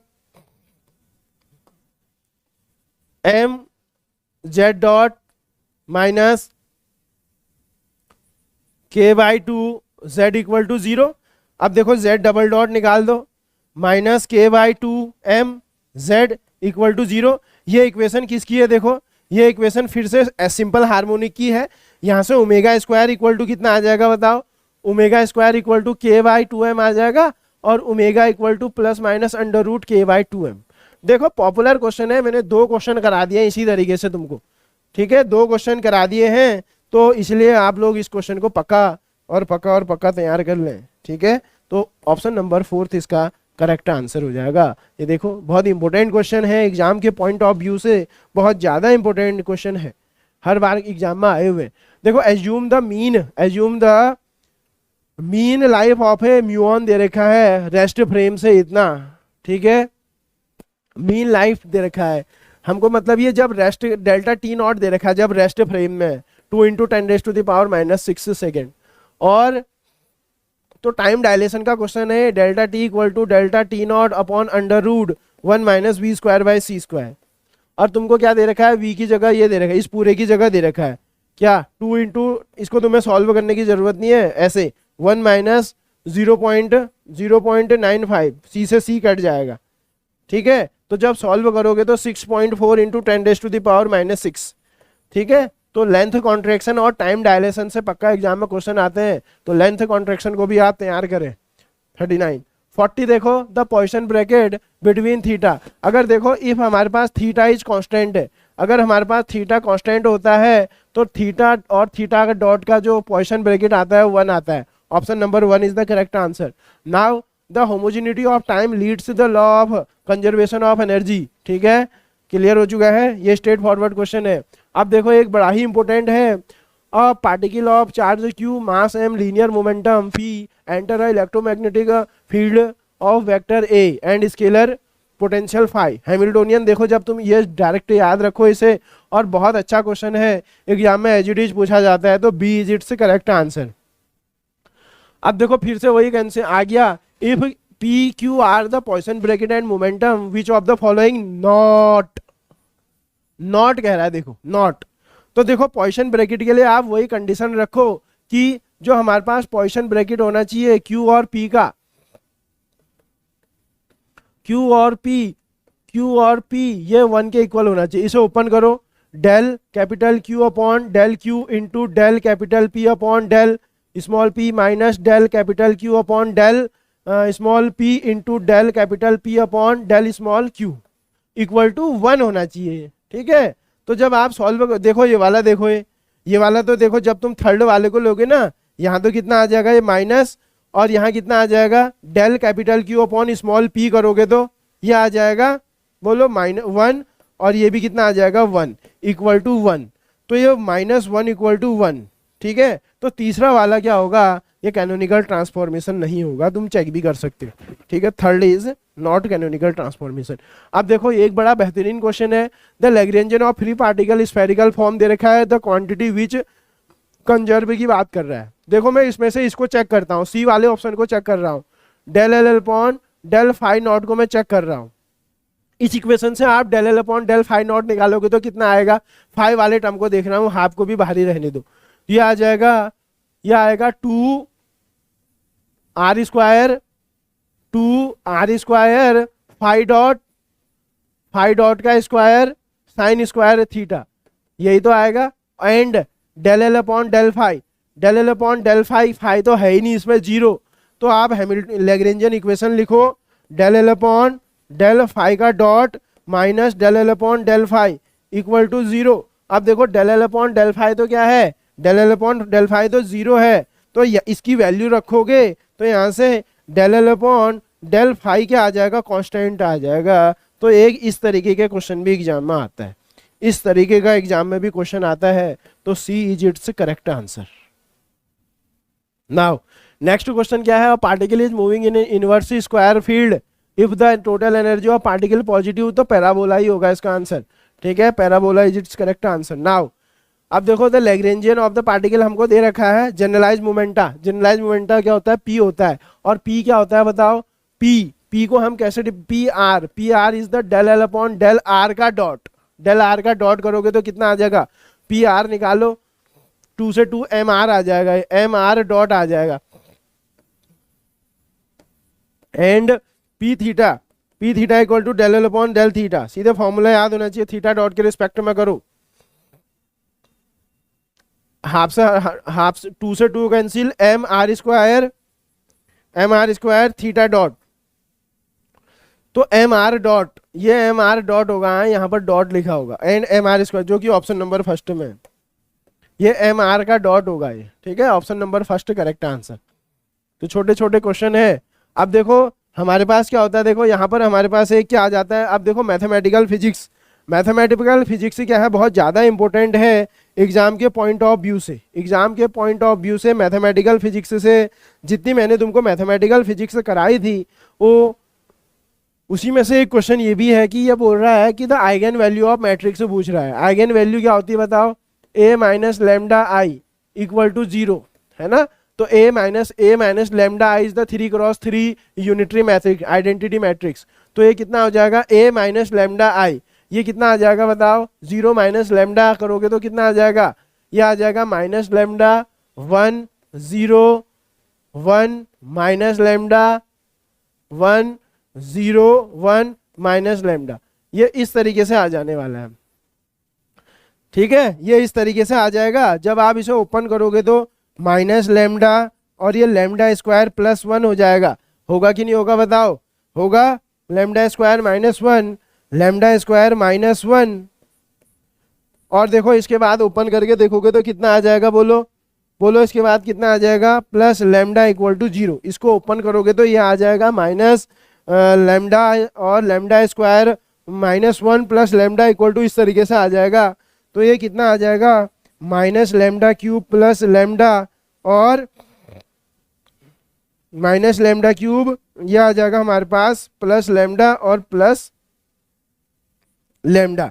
इस तरीके से हमारे पास क्या आ जाएगी, इक्वेशन आ जाएगी, ठीक है, इस तरीके से इक्वेशन आ जाएगी, minus lambda cube plus 2 lambda equal to 0। यहाँ से लेमडा को आप कॉमन निकालो तो यहाँ से कितना आ जाएगा, 2 minus lambda square equal to 0। तो यहाँ से लेमडा एक की एक 0 वैल्यू हो गई, एक प्लस √2 हो गई और एक माइनस √2 हो गया, ठीक है। तो 0 प्लस √2 और माइनस √2 जो कि ऑप्शन नंबर बी में हमारे पास प्रेजेंट है, तो बी इसका करेक्ट आंसर होता है। देखो बहुत इंपॉर्टेंट क्वेश्चन है ये, हर बार मैट्रिक्स से एक क्वेश्चन तुमको आएगा, कभी रैंक निकालने को आएगी, कभी आइगन वैल्यू निकालने को आएगी। तो प्रोसेस आपका ऐसा होना चाहिए, a minus lambda I equal to 0 कर दो, वहां से आप लेमडा की वैल्यू निकाल दो, ठीक है।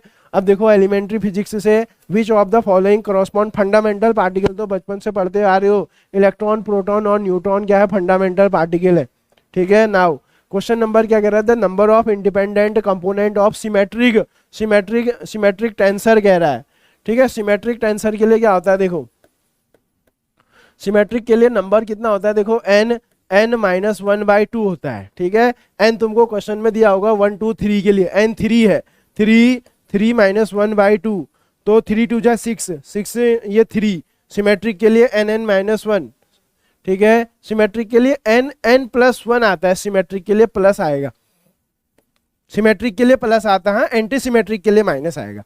तो कितना आएगा बोलो, 12/2 दैट मीन्स 6। सिमेट्रिक के लिए आता है प्लस, गलती मत करना, सिमेट्रिक के लिए आता है प्लस, ठीक है। तो 6 से करेक्ट आंसर हो जाएगा। ऐसे ही देखो अब ये भी वही है, देखो एंटी सिमेट्रिक कह रहा है, एंटी सिमेट्रिक के लिए अब देखो n माइनस 1/2, एंटी सिमेट्रिक में माइनस आता है, कितने हैं 5 माइनस 1 और 2 20/2 दैट मीन्स 10, ठीक है। ये भी अच्छे क्वेश्चन है, सीधे टेंसर से हैं। अब देखो विच of the following can not B explain by the considering harmonic approximation for the lattice vibration से हम डीवे भी समझाते हैं, डोलोंग भी समझाते हैं, ऑप्टिकल ब्रांचेस भी समझाते हैं, देखो थर्मल एक्सपेंशन नहीं समझाते हम, तो डी करेक्ट आंसर हो गया। नेक्स्ट क्वेश्चन देखो, यहाँ देखो आर हमको पोजीशन वेक्टर दिया है 2 डायमेंशन में, गेट 2007 में आया हुआ क्वेश्चन है। तो यहाँ पर देखो जब तुम इसका डाइवर्जेंस निकालोगे तो 2 आएगा और ग्रेडियंट निकालेगा तो आर कैप आएगा। तो आंसर भी लिखा हुआ है इसमें, ऑप्शन नंबर 20 का करेक्ट आंसर होगा, मैथमेटिकल फिजिक्स। नाउ देखो हमारे पास एफ एक्स वाई ये दे रखा है, डेल स्क्वायर एफ कह रहा है, डेल स्क्वायर एफ का मतलब तुमको 2 बार इसे डिफ्रेंशिएट करना होगा, है ना। इसको 2 बार डिफ्रेंशिएट करोगे तो 1 बार डिफ्रेंशिएट करोगे तो कितना आ जाएगा बोलो, 1 बार डिफ्रेंशिएट, डेल स्क्वायर एफ का मतलब समझ रहे हो लाप्लास वेक्टर होता है, लाप्लासियन, ये हो जाएगा del square F upon del X square plus del square F upon del Y square plus del square F upon del Z square, क्योंकि यहाँ तो एक्स और वाई का ही चल रहा है, ठीक है, यहाँ एक्स और वाई ही चल रहा है, और ये क्या है बोलो, जीरो है। तो सबसे पहले तुम इसको निकालो, दो बार एक्स के रिस्पेक्ट में डिफ्रेंशिएट करो तो कितना आ जाएगा, ये आ जाएगा, जब आप del F upon del X से निकालोगे ये आ जाएगा हमारे पास 3x स्क्वायर, जब एक और बार निकालोगे del square upon del X square ये आ जाएगा 6x आ जाएगा, और जब आप क्या करोगे del F upon del Y निकालोगे ये आ जाएगा माइनस 6y स्क्वायर, जब आप del square F upon del Y square निकालोगे माइनस 12y आ जाएगा, ठीक है। अब ये क्या है बताओ, जीरो के इक्वल है, दैट मीन्स क्या है 6x minus 12y equal to zero है, 6x इक्वल टू 12y, और तो x इक्वल टू कितना आ जाएगा, x इक्वल टू 2y आ जाएगा, जो कि ऑप्शन नंबर बी में है, ठीक है, ऐसे क्वेश्चन कर सकते हो। अब देखो विच of the following is example of optical pumping, optical pumping किसमें होती है, रूबी लेजर में होती है, जिनॉन फ्लैश लैंप से हम क्या करते हैं, इलेक्ट्रॉन को एक्साइट कराते हैं। विच of the following is a unique coherence, coherence का मतलब एक ही तरह की वेवलेंथ, लेजर की सबसे इंपॉर्टेंट प्रॉपर्टी है कोहेरेंस। अब देखो, अब यहाँ ध्यान से देखो, P N X be the Legendre polynomial, तो पी एन माइनस एक्स कितना होगा बोलो, -1 की power n plus 1 P dash N X, mathematical physics. देखो electronics, the gain of a voltage follower 1 होता है, यूनिट बड़ा ही इंपॉर्टेंट है, सी। अगला the ideal value of input impedance infinite होता है, ये बड़ा ही इंपॉर्टेंट है, ऑपरेशनल एम्पलीफायर बहुत इंपॉर्टेंट है। अगला identify the correct statement of the following, देखो अगर तुम इसका a क्रॉस b करोगे, उसको जीरो के, अगर लीनियरली डिपेंडेंट के लिए a क्रॉस b जीरो आना चाहिए, जब तुम इनका a क्रॉस b जीरो निकालोगे ना वो जीरो नहीं आता है, तो इसका मतलब ये लीनियरली इंडिपेंडेंट है, तो पहला ही ऑप्शन सही हो जाएगा, ठीक है। अगला क्वेश्चन क्या कह रहा है, a equal to Y Z I cap plus Z X J cap plus Z Y K cap and c is the circle of unit radius z equal to 1 with the centre, then the value of integration, इसका जब तुम solve करोगे Stokes theorem लगा के तो ये zero आ जाएगा, net 2014 में आया हुआ क्वेश्चन है, रिपीट हो सकता है। ये मैट्रिक्स दे रखी है, ये मैट्रिक्स क्या होगी देखो, A dagger A equal to A dagger equal to I unity आनी चाहिए। ए डेकर का मतलब क्या है, सबसे पहले मैट्रिक का ट्रांसपोज करो, कंजुगेट करो, ट्रांसपोज कर दो, ठीक है। अगर इन दोनों को मल्टीप्लाई करोगे तो ये यूनिटरी मैट्रिक्स आ रही होगी, ठीक है। 61 का D is the correct answer. अब देखो ये एक बहुत ज्यादा इंपॉर्टेंट मोस्ट इंपॉर्टेंट क्वेश्चन है कि हमको क्या दे रखा है, देखो हमको यहाँ क्या दे रखा है, 2 eigen value of matrix 1 and -1। आजकल इस तरीके का क्वेश्चन ज्यादा पूछा जा रहा है, 2 वैल्यू दी है, तीसरा निकालना है। तो सबसे पहले इस क्वेश्चन को कॉन्सेप्ट कैसे सीखोगे, देखो कॉन्सेप्ट क्या है आपको पता होना चाहिए कि sum of eigen value equal to होना चाहिए ट्रेस का मतलब क्या होता है, डायगोनल एलिमेंट का सम, 3 + 2 + 1, और यहाँ सम करना है 1 + -1 प्लस क्या लैम्डा 3 है ना, तो यहाँ से लैम्डा 3 इक्वल टू क्या आ जाएगा, ए है, सॉरी ए 3 नहीं है, फर्स्ट एलिमेंट क्या है, ए है, a + 2 + 1, तो लैम्डा 3 इक्वल टू a + 3 आ जाएगा, ठीक है। एक ये कॉन्सेप्ट पता होना चाहिए, कॉन्सेप्ट दूसरा क्या पता होना चाहिए, प्रोडक्ट ऑफ आइगन वैल्यू, ये क्या होता है, इक्वल टू डिटर्मिनेंट के इक्वल होता है। तो प्रोडक्ट इक्वल टू करोगे तो 1, पहला वाला क्या करोगे बोलो, प्रोडक्ट 1 -1 लैम्डा 3 इक्वल टू, इसका जब तुम डिटर्मिनेंट निकालोगे ना 2a - 9 आएगा, तो यहाँ से लैम्डा 3 इक्वल टू कितना आ जाएगा, 2a - 9 आ जाएगा, ठीक है। अब आप a की वैल्यू यहाँ से a की वैल्यू निकालो, a की वैल्यू कितनी आ जाएगी, लैम्डा 3 - 3 आ जाएगी, है ना। इस a की वैल्यू को आप कहाँ रखना पता है, इस a की वैल्यू को आप उठा के यहाँ रखना, देखो इस a की वैल्यू को यहाँ पुट करना आप, तो जो लैम्डा 3 आ जाएगा ना वो 5 आ जाएगा। आजकल ऐसे क्वेश्चन ज्यादा आ रहे हैं, तो इस तरीके से 2 कॉन्सेप्ट आप याद रखो, सम ऑफ आइगन वैल्यू और प्रोडक्ट ऑफ आइगन वैल्यू, तो इस तरीके से आप इस क्वेश्चन को कर सकते हो, गेटिंग द पॉइंट। अब देखो next question, the eigen value of Hermitian matrix real होते हैं, रियल, और अगर तुमसे स्क्यू स्क्यू हर्मिशन, और अगर तुमसे पूछ दिया जाए कि आप स्क्यू और एंटी के बारे में बताओ, एंटी हर्मिशन मैट्रिक्स, ठीक है, इसके लिए जो आइगन वैल्यू क्या होती है बताओ, जीरो एंड इमेजिनरी, क्या पता ये भी आ सकता है, इसी के साथ इसको भी सीख लो। गेटिंग आ रहा है समझ में, बताओ। तो बहुत इंपॉर्टेंट मॉडल पेपर है, यहाँ से तुमको बहुत हेल्प मिलेगी, बहुत सारी क्वेश्चन ऐसे छपे मिलेंगे। क्वांटम में कम्यूटेटर एल्जेब्रा, आगे देखो, इसको करने के लिए तुमको ये पता होना चाहिए एक्स की पावर एन और पी कैप पता होना चाहिए। इसका आंसर आता है देखो, I H cut N X की पावर एन माइनस वन, इसका आंसर होता है, ठीक है। अब इसको तुम इसके लिए अप्लाई कर दो एक्स क्यूब के लिए, एक्स क्यूब पी का आंसर कितना होगा बताओ, आई एच कट तो आएगा ही आएगा, एन की जगह 3 आ जाएगा और एक्स की पावर 3 माइनस 1 2, तो क्या आ जाएगा 3 आई एच कट एस का स्क्वायर, जो कि ऑप्शन नंबर 3 में है, ठीक है। तो इनकी हेल्प से आप इसे कर सकते हो। The degeneracy of the spectral term, अब देखो डीजेनरेसी का मैंने एक क्वेश्चन करा दिया है तुम्हें। डीजेनरेसी मतलब कितना होता है बताओ, डीजेनरेसी का मतलब कितना होगा बोलो, 2j+1, 2j+1। सबसे पहले आप क्या करो, स्पिन मल्टीप्लिस एस निकाल लो, इसको तुम 3 से कर लेना, एस इक्वल टू कितना आ जाएगा 1, एस इक्वल टू 1 आ गया, और एल इक्वल टू कितना आ जाएगा बताओ, एफ है, S P D F, L की वैल्यू 0 1 2 3, इसके लिए कितनी है बताओ 3, एल की वैल्यू एफ के लिए 3 है, तो जे की वैल्यू, जे की पॉसिबल वैल्यू क्या होगी, एल प्लस एस, जे की पॉसिबल वैल्यूज बताओ, L plus S, L plus S से मॉडुलस ऑफ जे की वैल्यू माइनस नहीं होती है, तो एल प्लस एस करोगे तो 4 और 3 माइनस 1 2, 2 और 4 के बीच में कितने नंबर आएंगे बताओ, एक ही नंबर आएगा 3, तो ये जे की वैल्यू आ गई, ठीक है। तो अब तुम्हारे पास टर्म क्या बन गया बताओ, 3f 4,3,2 बन गया।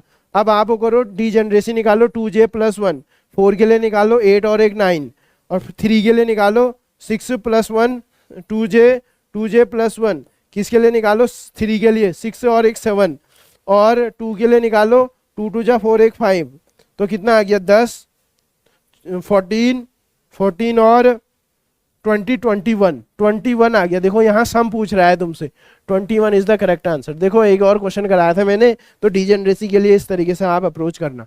आ रहा है बताओ, डीजेनरेसी निकाल लोगे तो यस टाइप करो, अगर आप डीजेनरेसी फाइंड आउट कर लेंगे तो यस टाइप करो, ठीक है, यस टाइप करेंगे आप, ठीक है। तो देखो नेक्स्ट क्वेश्चन की ओर मूव कर रहे हैं। Neutron passing through a detector is detect because the secondary particle provides a nuclear reaction in the detection medium, तो डी इज ऑप्शन करेक्ट। अब देखो विच of the following is an expression of binding energy की बात, तो binding energy का देखो उसमें कौन कौन सी आती है, सरफेस एनर्जी, कूलाम एनर्जी और volume energy, pairing energy, symmetric energy, तो फर्स्ट वाला ऑप्शन ही इसका करेक्ट आंसर होगा, ठीक है। Semi empirical mass formula, the effective mass of an electron, effective mass क्या होता है देखो, इफेक्टिव मास से न्यूमेरिकल भी आता है, H cut upon D square ई अपॉन डी के स्क्वायर, ठीक है। तो जब डी स्क्वायर ई अपॉन डी के स्क्वायर क्या होगा, लेस देन 0 होगा तो ये नेगेटिव होगा, और जब डी स्क्वायर ई अपॉन डी के स्क्वायर अगर ग्रेटर देन 0 होगा तो ये पॉजिटिव होगा, तो पॉजिटिव भी हो सकता है नेगेटिव भी हो सकता है, option number C is the correct answer. The semi empirical mass formula, the binding energy of nucleus containing surface energy की बात पूछ रहा है, surface energy binding energy a2 की पावर 3 के डायरेक्टली प्रोपोर्शनल होती है, ठीक है। Weak nuclear forces act on hadrons, किसमें हेड्रॉन्स, ठीक। Next question, which with reference to nuclear forces which of the following not true, nuclear force spin में depend करते हैं, स्पिन इंडिपेंडेंट नहीं होते हैं, ठीक है, D is a correct answer. Now an electrical circuit containing L और C charge coulomb, लैग्रेंजन लिखना है, लैग्रेंजन के लिए क्या लिखोगे बताओ, L equal to T minus V, L equal to kinetic energy कितनी होगी, हाफ एल आई का स्क्वायर, और वी, और यहाँ क्या होगा वो तो ये तो, और कैपेसिटर में क्यू स्क्वायर बाई 2c हो जाएगा, ऐसा तो लिखा है नहीं, तो आई इक्वल टू क्या होता है, D Q by D T होता है, तो ऑप्शन सही आ जाएगा। अब हाफ एल क्यू डॉट का square minus Q square by 2c, अगर तुम्हें इक्वेशन ऑफ मोशन लिखने को कह रहा है ना वो भी निकाल देना आप, तो हाफ एल क्यू डॉट का square minus Q square by 2c, minus, तो फर्स्ट ऑप्शन करेक्ट है। फर्स्ट और सेकंड में डिफरेंस क्या है? हाँ, Q square by two C, Q square by two C है। हाँ? तो बी वाला ऑप्शन सही है। देखो ए वाले में न्यूमरेटर में है डेसिमल इक्विवेलेंट। देखो डेसिमल से तुमको किस में बदलना है? बाइनरी, बाइनरी से डेसिमल में बदलना है। तो कन्वर्जन सिखाया था कैसे करेंगे। देखो यहाँ से चलना शुरू करो, 1 इंटू टू की पावर 0 प्लस 1 इंटू टू की पावर 1 प्लस 0 इंटू टू की पावर 2 प्लस 1 इंटू टू की पावर 3 प्लस 1 इंटू टू की पावर 4, 1 2 3 4 5, 1 2 3 4 5, बिल्कुल ठीक है। 16 प्लस 2 टू जा 4 टू जा 8 प्लस 0 प्लस 2 प्लस 1, 27 आ रहा है। 16 17 18 19 20 और 7 27 आ रहे हैं। तो ए करेक्ट ऑप्शन। तो एक ये डिजिटल इलेक्ट्रॉनिक से भी क्वेश्चन आता है। In the most general case which of the following quantities are not second order tensor? Strain, strain is not, ठीक है, strain is a not second order tensor. बाकी सबके सब क्या है? सेकंड ऑर्डर टेंसर है। मोमेंट ऑफ इनर्शिया भी second order tensor है। द स्टर्न एंड गैलरिक experiment, the magnetic field non uniform because only rotatory motion, no translatory motion. Stern and गैलरिक मोशन ने स्पिन मोशन ऑफ इलेक्ट्रॉन को prove करके दिखाया, ठीक है। तो बी ऑप्शन करेक्ट हो जाएगा। The ratio of maximum wavelength of A Lyman series, Lyman series of hydrogen और टू पास्टन की बात कर रहा है। देखो मैक्सिमम मैंने बताया था जब मैं पढ़ा रहा था, E इक्वल टू SC/λ होता है। अब देखो मैक्सिमम वेवलेंथ के लिए एनर्जी तो कम होगी ना, और एनर्जी कब होगी, एनर्जी कम कब होगी? जब ट्रांजिशन बगल से ही हो रहा होगा, आसपास एनर्जी लेवल से हो रहा होगा। तो मैक्सिमम के लिए देखो, मैक्सिमम वेवलेंथ के लिए आप क्या करो, 1/λ निकालो। R देखो लाइमन क्या होगा, N1 कहाँ, ये तो 1 का स्क्वायर माइनस N2 क्या होगा, जब बगल वाले एनर्जी लेवल से फर्स्ट में आएगा। तो यहाँ इस केस में N2 कितना हो जाएगा? 2 हो जाएगा, ठीक है। तो ये कितना आ जाएगा? R 1/1 minus 1/4। तो ये कितना आ जाएगा बताओ? 4 3 बाई कितना आ जाएगा? 4 आ जाएगा, लैम्डा 1/λL, ठीक है, आ जाएगा। और अब देखो फॉर पास्टन, पास्टन कब मिलेगी बताओ तुमको? पास्टन के लिए n कितना होगा? 1/λ Paschen equal to R 1/n Lyman Balmer Paschen. N1 equal to कितना होगा? 3। N1 इक्वल टू होगा 3 का स्क्वायर, N2 का मतलब बगल वाली से 4 से आएगा 3 में, तो 1/4 का स्क्वायर, ठीक है। तो जब आप इसको सॉल्व करोगे, R 1/9 माइनस 1/16, ठीक है। तो जब आप इन दोनों का रेशियो ले लेना, जब आप इन दोनों का रेशियो ले लोगे सॉल्व करने पर, तो ये 7/108 आ जाएगा, ठीक है ना। रेशियो लेके आप सॉल्व कर लेना तो 7/108 आ जाएगा। तो बहुत इंपॉर्टेंट है। देखो बाकी तुम लाइमन के भी शॉर्टेस्ट और लॉन्गेस्ट वेवलेंथ का रेशियो निकाल लेना, बाल्मर की भी सीधे याद होनी चाहिए, तो बड़ा जल्दी टाइम सेव हो जाएगा। अब देखो विच of the following definition of reciprocal lattice. देखो पहला वाला भी सही है, ए कह रहा हूँ तो B क्रॉस C अपॉन नीचे तो वॉल्यूम B में C आएगा, और C में A क्रॉस B नीचे तो वॉल्यूम ही आएगा, और तो इसका D is the correct answer हो जाएगा, ठीक है, सभी सही है। अगला which of the following is not due to total internal refraction. Optical fibre है, मिराज है, ब्रिलियंस है, सेकंड वाला नहीं है। डिफरेंस बिटवीन रियल, ये रिफ्रैक्शन की इवेंट है, ये रिफ्रैक्शन की इवेंट है, ठीक है। 2 thin lenses of focal length f1 and f2 contact में रखी हुई है पावर, तो ये क्या आ जाएगा? Power equal to 1/4 focal length, second is the correct answer, ठीक है। बहुत अच्छा क्वेश्चन है। अगला वाला क्वेश्चन देखो, if a convex lens of focal length 80 दे रखा है, f1 80 सेंटीमीटर दे रखा है, और ये f1 माइनस होगा, कॉनकेव का, कॉन्वेक्स का प्लस होता है सॉरी, और f2 कितना दे रखा है? कॉनकेव है तो माइनस 50 सेंटीमीटर होगा। हमसे पावर पूछ रहा है, 1/f equal to resultant focal length है, ऐसे देते हैं हम, ठीक है। तो ये 1/80 मीटर में बदलो 100, ठीक है, बीच में माइनस आ जाएगा आप कॉनकेव की वजह से, 1/50 मीटर में बदलो, ये इस 100 को ऊपर ले जाना, सॉल्व करके 0.75 डायप्टर आ जाएगा, जो कि ऑप्शन नंबर डी में दिया गया। पावर से भी बड़े अच्छे क्वेश्चन आते हैं, ठीक है। The angle of minimum deviation of A prism with, तुमको प्रिज्म एंगल दे रखा है, प्रिज्म एंगल और मिनिमम डेविएशन दिया है, रिफ्रैक्टिव इंडेक्स पूछ रहा है। फॉर्मूला बेस्ड क्वेश्चन है, बस आप लोगों को क्या पता होना चाहिए, sine A plus delta M by two upon sine A by two, ठीक है। तो ये आ जाएगा साइन ए कितना दे रखा है 60 plus 30 90, 90 by two 45, 45 upon sine 60 by two 30, तो ये कितना आ जाएगा 1 बाई रूट टू और 1 by two, that means root two is the correct answer. ऐसे करोगे तो एक नंबर मिल जाएगा, ठीक है। अब देखो next question, which of the following is incorrect. पहला वाला सही है, दूसरा वाला सही है, तीसरा वाला सही है, फोर्थ वाला सही नहीं है, ठीक है। और देखो ये क्या कह रहा है, अब हमारे पास देखो एक इंपॉर्टेंट क्वेश्चन है, हमको पी एन एक्स दे रखा है। देखो हमको क्या दे रखा है 3x square plus 3x plus 1 दे रखा है। ये हमको क्या दे रखा है पी एन एक्स दे रखा है। P N X Legendre polynomial दिया है, कह रहा है कि इसको आप लीजेंड्रे पॉलिनोमियल के टर्म्स में एक्सप्रेस करो।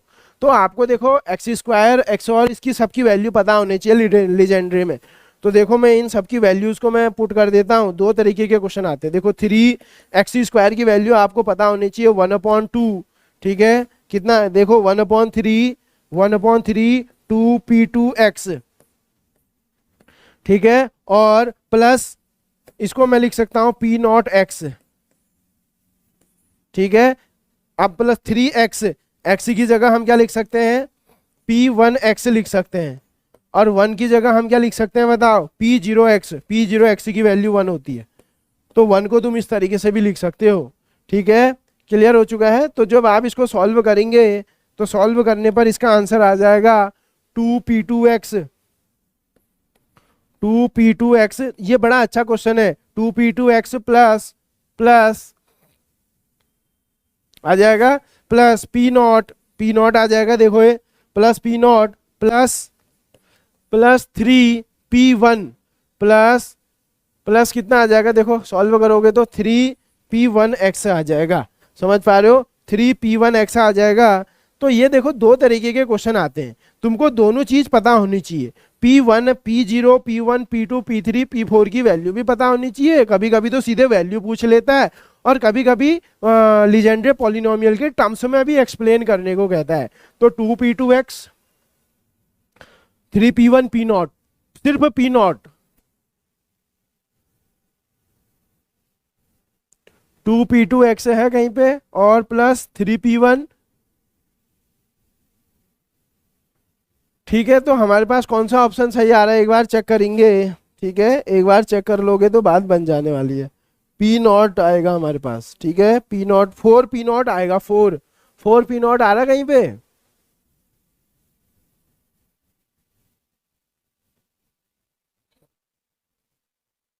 टू पी टू एक्स आ रहा है, और p0 आ रहा है 2p2x प्लस 3p1। तो यहां से देखो क्या आएगा p2, देखो 2p2 तो आएगा, ठीक है। 2p2 तो आ रहा है हमारे पास, और फिर p0 आ रहा होगा, और 3p1x कौन सा वाला ऑप्शन आ रहा है एक बार चेक कर लो।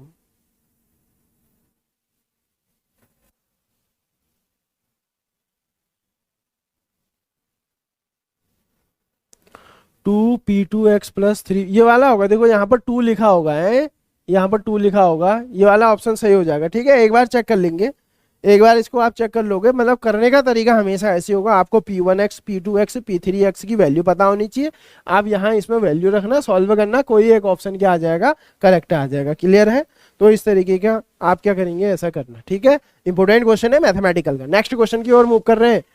देखो नेक्स्ट क्वेश्चन क्या कह रहा है, विच लॉजिक गेट रिप्रेजेंट। देखो ये नॉट गेट है, नॉट यहाँ से क्या आ रहा है, यहाँ से ए बार, यहाँ से बी बार, अंदर नॉर गेट है वो, अंदर क्या होगा बताओ ए बार प्लस बी बार, बाहर क्या आएगा बार। ये आउटपुट मिल गया। अब देखो तुम इसको ब्रेक कर दो यहाँ से, और प्लस को डॉट से बदल दो, तो कौन सा आ गया बताओ, ये A dot B, and gate आ गया। कौन सा आ गया, एंड गेट। अब देखो decreasing order of wavelength, infrared, microwave, ultra. तो सबसे पहले माइक्रोवेव आएगी, फिर इंफ्रा, फिर अल्ट्रा, फिर गामा रेज आएंगे, decreasing order. First option correct answer. Next question क्या है, इन ट्रांजिस्टर, ट्रांजिस्टर में जो बेस होता है ना, सबसे कम डोपिंग होती है उसमें। Base is has the least concentration of impurity. N type semiconductor, N type में क्या होता है, देखो एन टाइप में जो मेजोरिटी होते हैं, एन टाइप में जो मेजोरिटी होते हैं वो इलेक्ट्रॉन होते हैं, और एन टाइप में हम पेंटावेलेंट इम्प्योरिटी मिलाते हैं। Electron are majority, electron are N type के बारे में बात कर रहा है। एन टाइप में देखो मेजोरिटी कौन होगा, मेजोरिटी तो इलेक्ट्रॉन ही होंगे, और माइनॉरिटी कौन होगा, माइनॉरिटी तो कौन होंगे, होल। और एन टाइप में आप पेंटावेलेंट मिलाओगे। पेंटावेलेंट पांचवी ग्रुप की इंप्योरिटी कौन सा है, देखो होल्स आर माइनॉरिटी, बिल्कुल ठीक है, holes are minority and pentavalent. तो ऑप्शन नंबर डी ही इसका करेक्ट आंसर है। इलेक्ट्रॉन माइनॉरिटी नहीं होते, इलेक्ट्रॉन मेजोरिटी तो होते हैं, पर पेंटावेलेंट मिलाता हूँ। होल से मेजोरिटी होते हैं, तो डी वाला सही बैठ रहा है। देखो माइनॉरिटी होल होते हैं और पेंटावेलेंट मिलाता हूँ। तो इस तरीके से कंफ्यूजिंग करने के लिए आता है, तुमको कॉन्सेप्ट क्लियर होनी चाहिए। अब देखो करंट निकालनी है मुझे। अब सबसे पहले ध्यान से देखो, ये बैटरी का पॉजिटिव टर्मिनल और ये नेगेटिव। अब देखो होगा क्या, इसका ये जो देखो, इसको हम क्या बोलते हैं, पीएन जंक्शन ऐसे होता है, ऐसे ठीक हो गया, पी और एन, ये वाला एन हो गया, ये वाला पी। ये देखो बैटरी का पी नेगेटिव से कनेक्ट है और एन पॉजिटिव से, तो ये वाला जो होगा ना, ये रिवर्स बायस में होगा। रिवर्स बायस में कोई करंट फ्लो नहीं होती है, करंट फ्लो नहीं होती है, तो सर्किट बस करंट कैसे फ्लो होगी, ऐसे। और फॉरवर्ड बायस में ये जो है एक वायर की तरह काम करता है, तो करंट ऐसे फ्लो हो जाएगी। तो current I V equal to I R, I निकालनी है, वी कितना दिया है 5, आर कितना दिया है देखो 30, और आर कितना हो जाएगा 20 और 30 50, 5/50 या 1/10, ऑप्शन नंबर 2। अब देखो रिवर्स बायस, अगर रिवर्स बायस करोगे तो क्या होगा, रिवर्स बायस लगाने से जो विड्थ ऑफ डिप्लेशन लेयर बढ़ जाती है, डिप्लेशन लेयर विड्थ बढ़ जाएगी तो पोटेंशियल बैरियर भी बढ़ जाएगा। Second option. मुझे कमेंट करके बताओ कि forward bias applies to junction diode क्या होता है, डिप्लेशन लेयर की विड्थ बताओ क्या होगा, और पोटेंशियल बैरियर क्या होगा बताओ, जल्दी से करो, जल्दी से करो कि क्या होगा बताओ। फॉरवर्ड बायस में क्या होगा, फॉरवर्ड बायस भी तो आ ही सकता है, सुन पा रहे हो, तो फॉरवर्ड बायस के लिए जल्दी से कमेंट करके लिख दो। अगला question, efficiency of half wave rectifier 40 होती है, और फुल की इसकी 81 के आसपास होती है, याद रखना उसे, 81.6 फुल वेव रेक्टिफायर।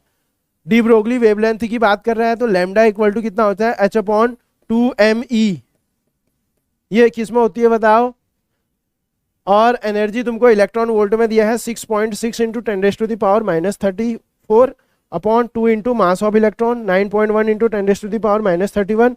एनर्जी दे रखी है 150, इसमें वोल्ट में बदलो, -6 से मल्टीप्लाई कर दो, ठीक है।1 इलेक्ट्रॉन वोल्ट इक्वल टू इतना जूल, 1.6 10⁻⁻, जूल। जब सॉल्व करोगे 10⁻⁸ आंसर। अब देखो नेक्स्ट क्वेश्चन क्या है, इफेक्टिव मास निकालना है। इफेक्टिव मास के लिए तो मैंने बताया था तुमको अभी, h/d²E/dk²।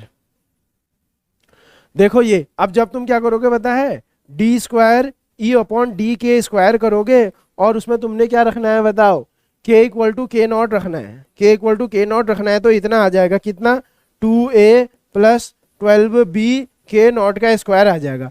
अब देखो इसको तुम उठा के यहाँ रख देना, इसकी जगह रख देना इसको, तो ये सी वाला ही ऑप्शन क्या हो जाएगा, सी सही हो जाएगा। इफेक्टिव मास तुम्हें फॉर्मूला पता होने चाहिए, कैलकुलेशन आ जाती है।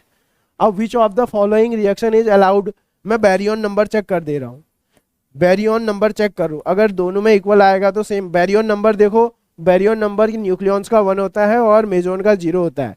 तो देखो ये प्रोटॉन का एंटी है -1, इसका 1, इसका 0 और ये 0, अलाउड होगी। देखो ये LHS इक्वल टू RHS आ गई, तो ऑप्शन नंबर 4 क्या होगा, सही आंसर होगा।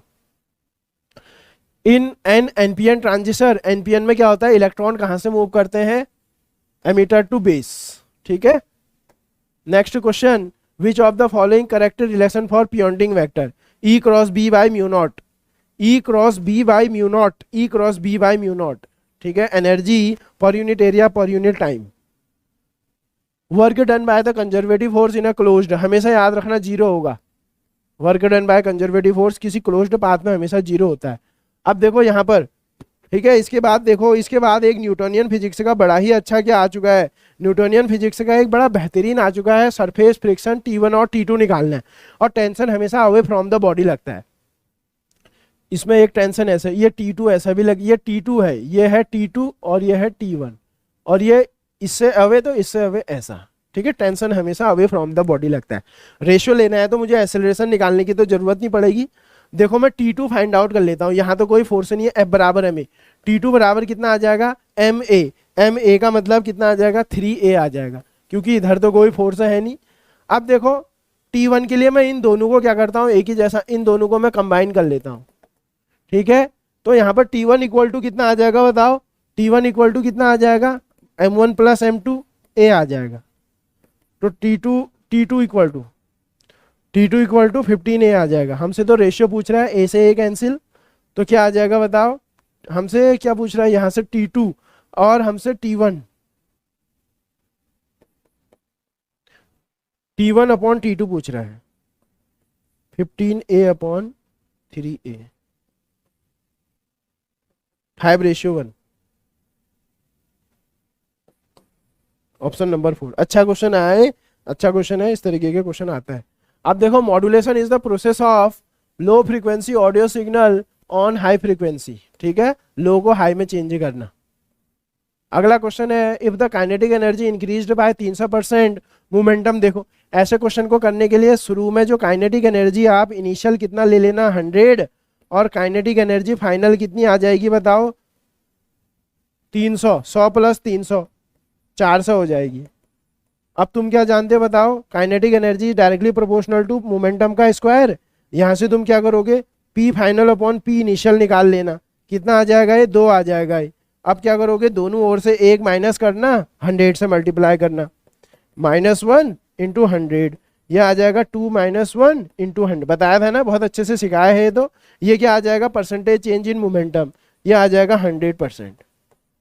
समझ में आ रहे हो, ये तो सिखा रखा है और डायरेक्ट क्वेश्चन आता है। तो first option correct answer. Now next question क्या कह रहा है, modem is a device which perform modulation and demodulation, ठीक है। तो ये है, देखो, ठीक है। तो आज ये देखो, फिर ये बहुत इंपॉर्टेंट क्वेश्चन, जो मॉडल पेपर है बहुत ज़्यादा इंपॉर्टेंट है अपकमिंग फिजिक्स के एग्जाम के लिए। इसमें से क्या हो सकते हैं, कुछ क्वेश्चन बहुत सब हर लेवल ऑफ फिजिक्स का इसमें यूज़ किया गया है, और जो एग्जाम के पॉइंट ऑफ व्यू से इंपॉर्टेंट क्वेश्चन और जो अनदर एग्जाम्स में पूछे गए हैं उन्हीं क्वेश्चन को इसमें रखा गया है, ठीक है। तो इनकी पॉसिबिलिटीज़ क्या हो सकती है एग्जाम में आने की, वो बहुत ज़्यादा हो सकती है, ठीक है। तो कल हमने 100% क्वेश्चन को डिस्कस किया था और आज 100 को क्वेश्चन को डिस्कस किया, तो टोटल 200 क्वेश्चन का हमारे पास क्या हो गया, एक मॉडल पेपर हो गया है। आप इसमें जितने भी क्वेश्चन कराए हैं एक बार उसे खुद करके देखें आप, ठीक है, जिससे कि जो एग्जाम टाइप में जो होगा वो क्वेश्चन को सॉल्व करने में आपको कम टाइम लगेगा, ठीक है। टाइम कम लगने से क्या होगा, जो सक्सेस का रेट है हम उसके बहुत पास तक पहुंच जाएंगे। क्लियर हो चुका है। तो आज के लिए इतना ही, थैंक यू।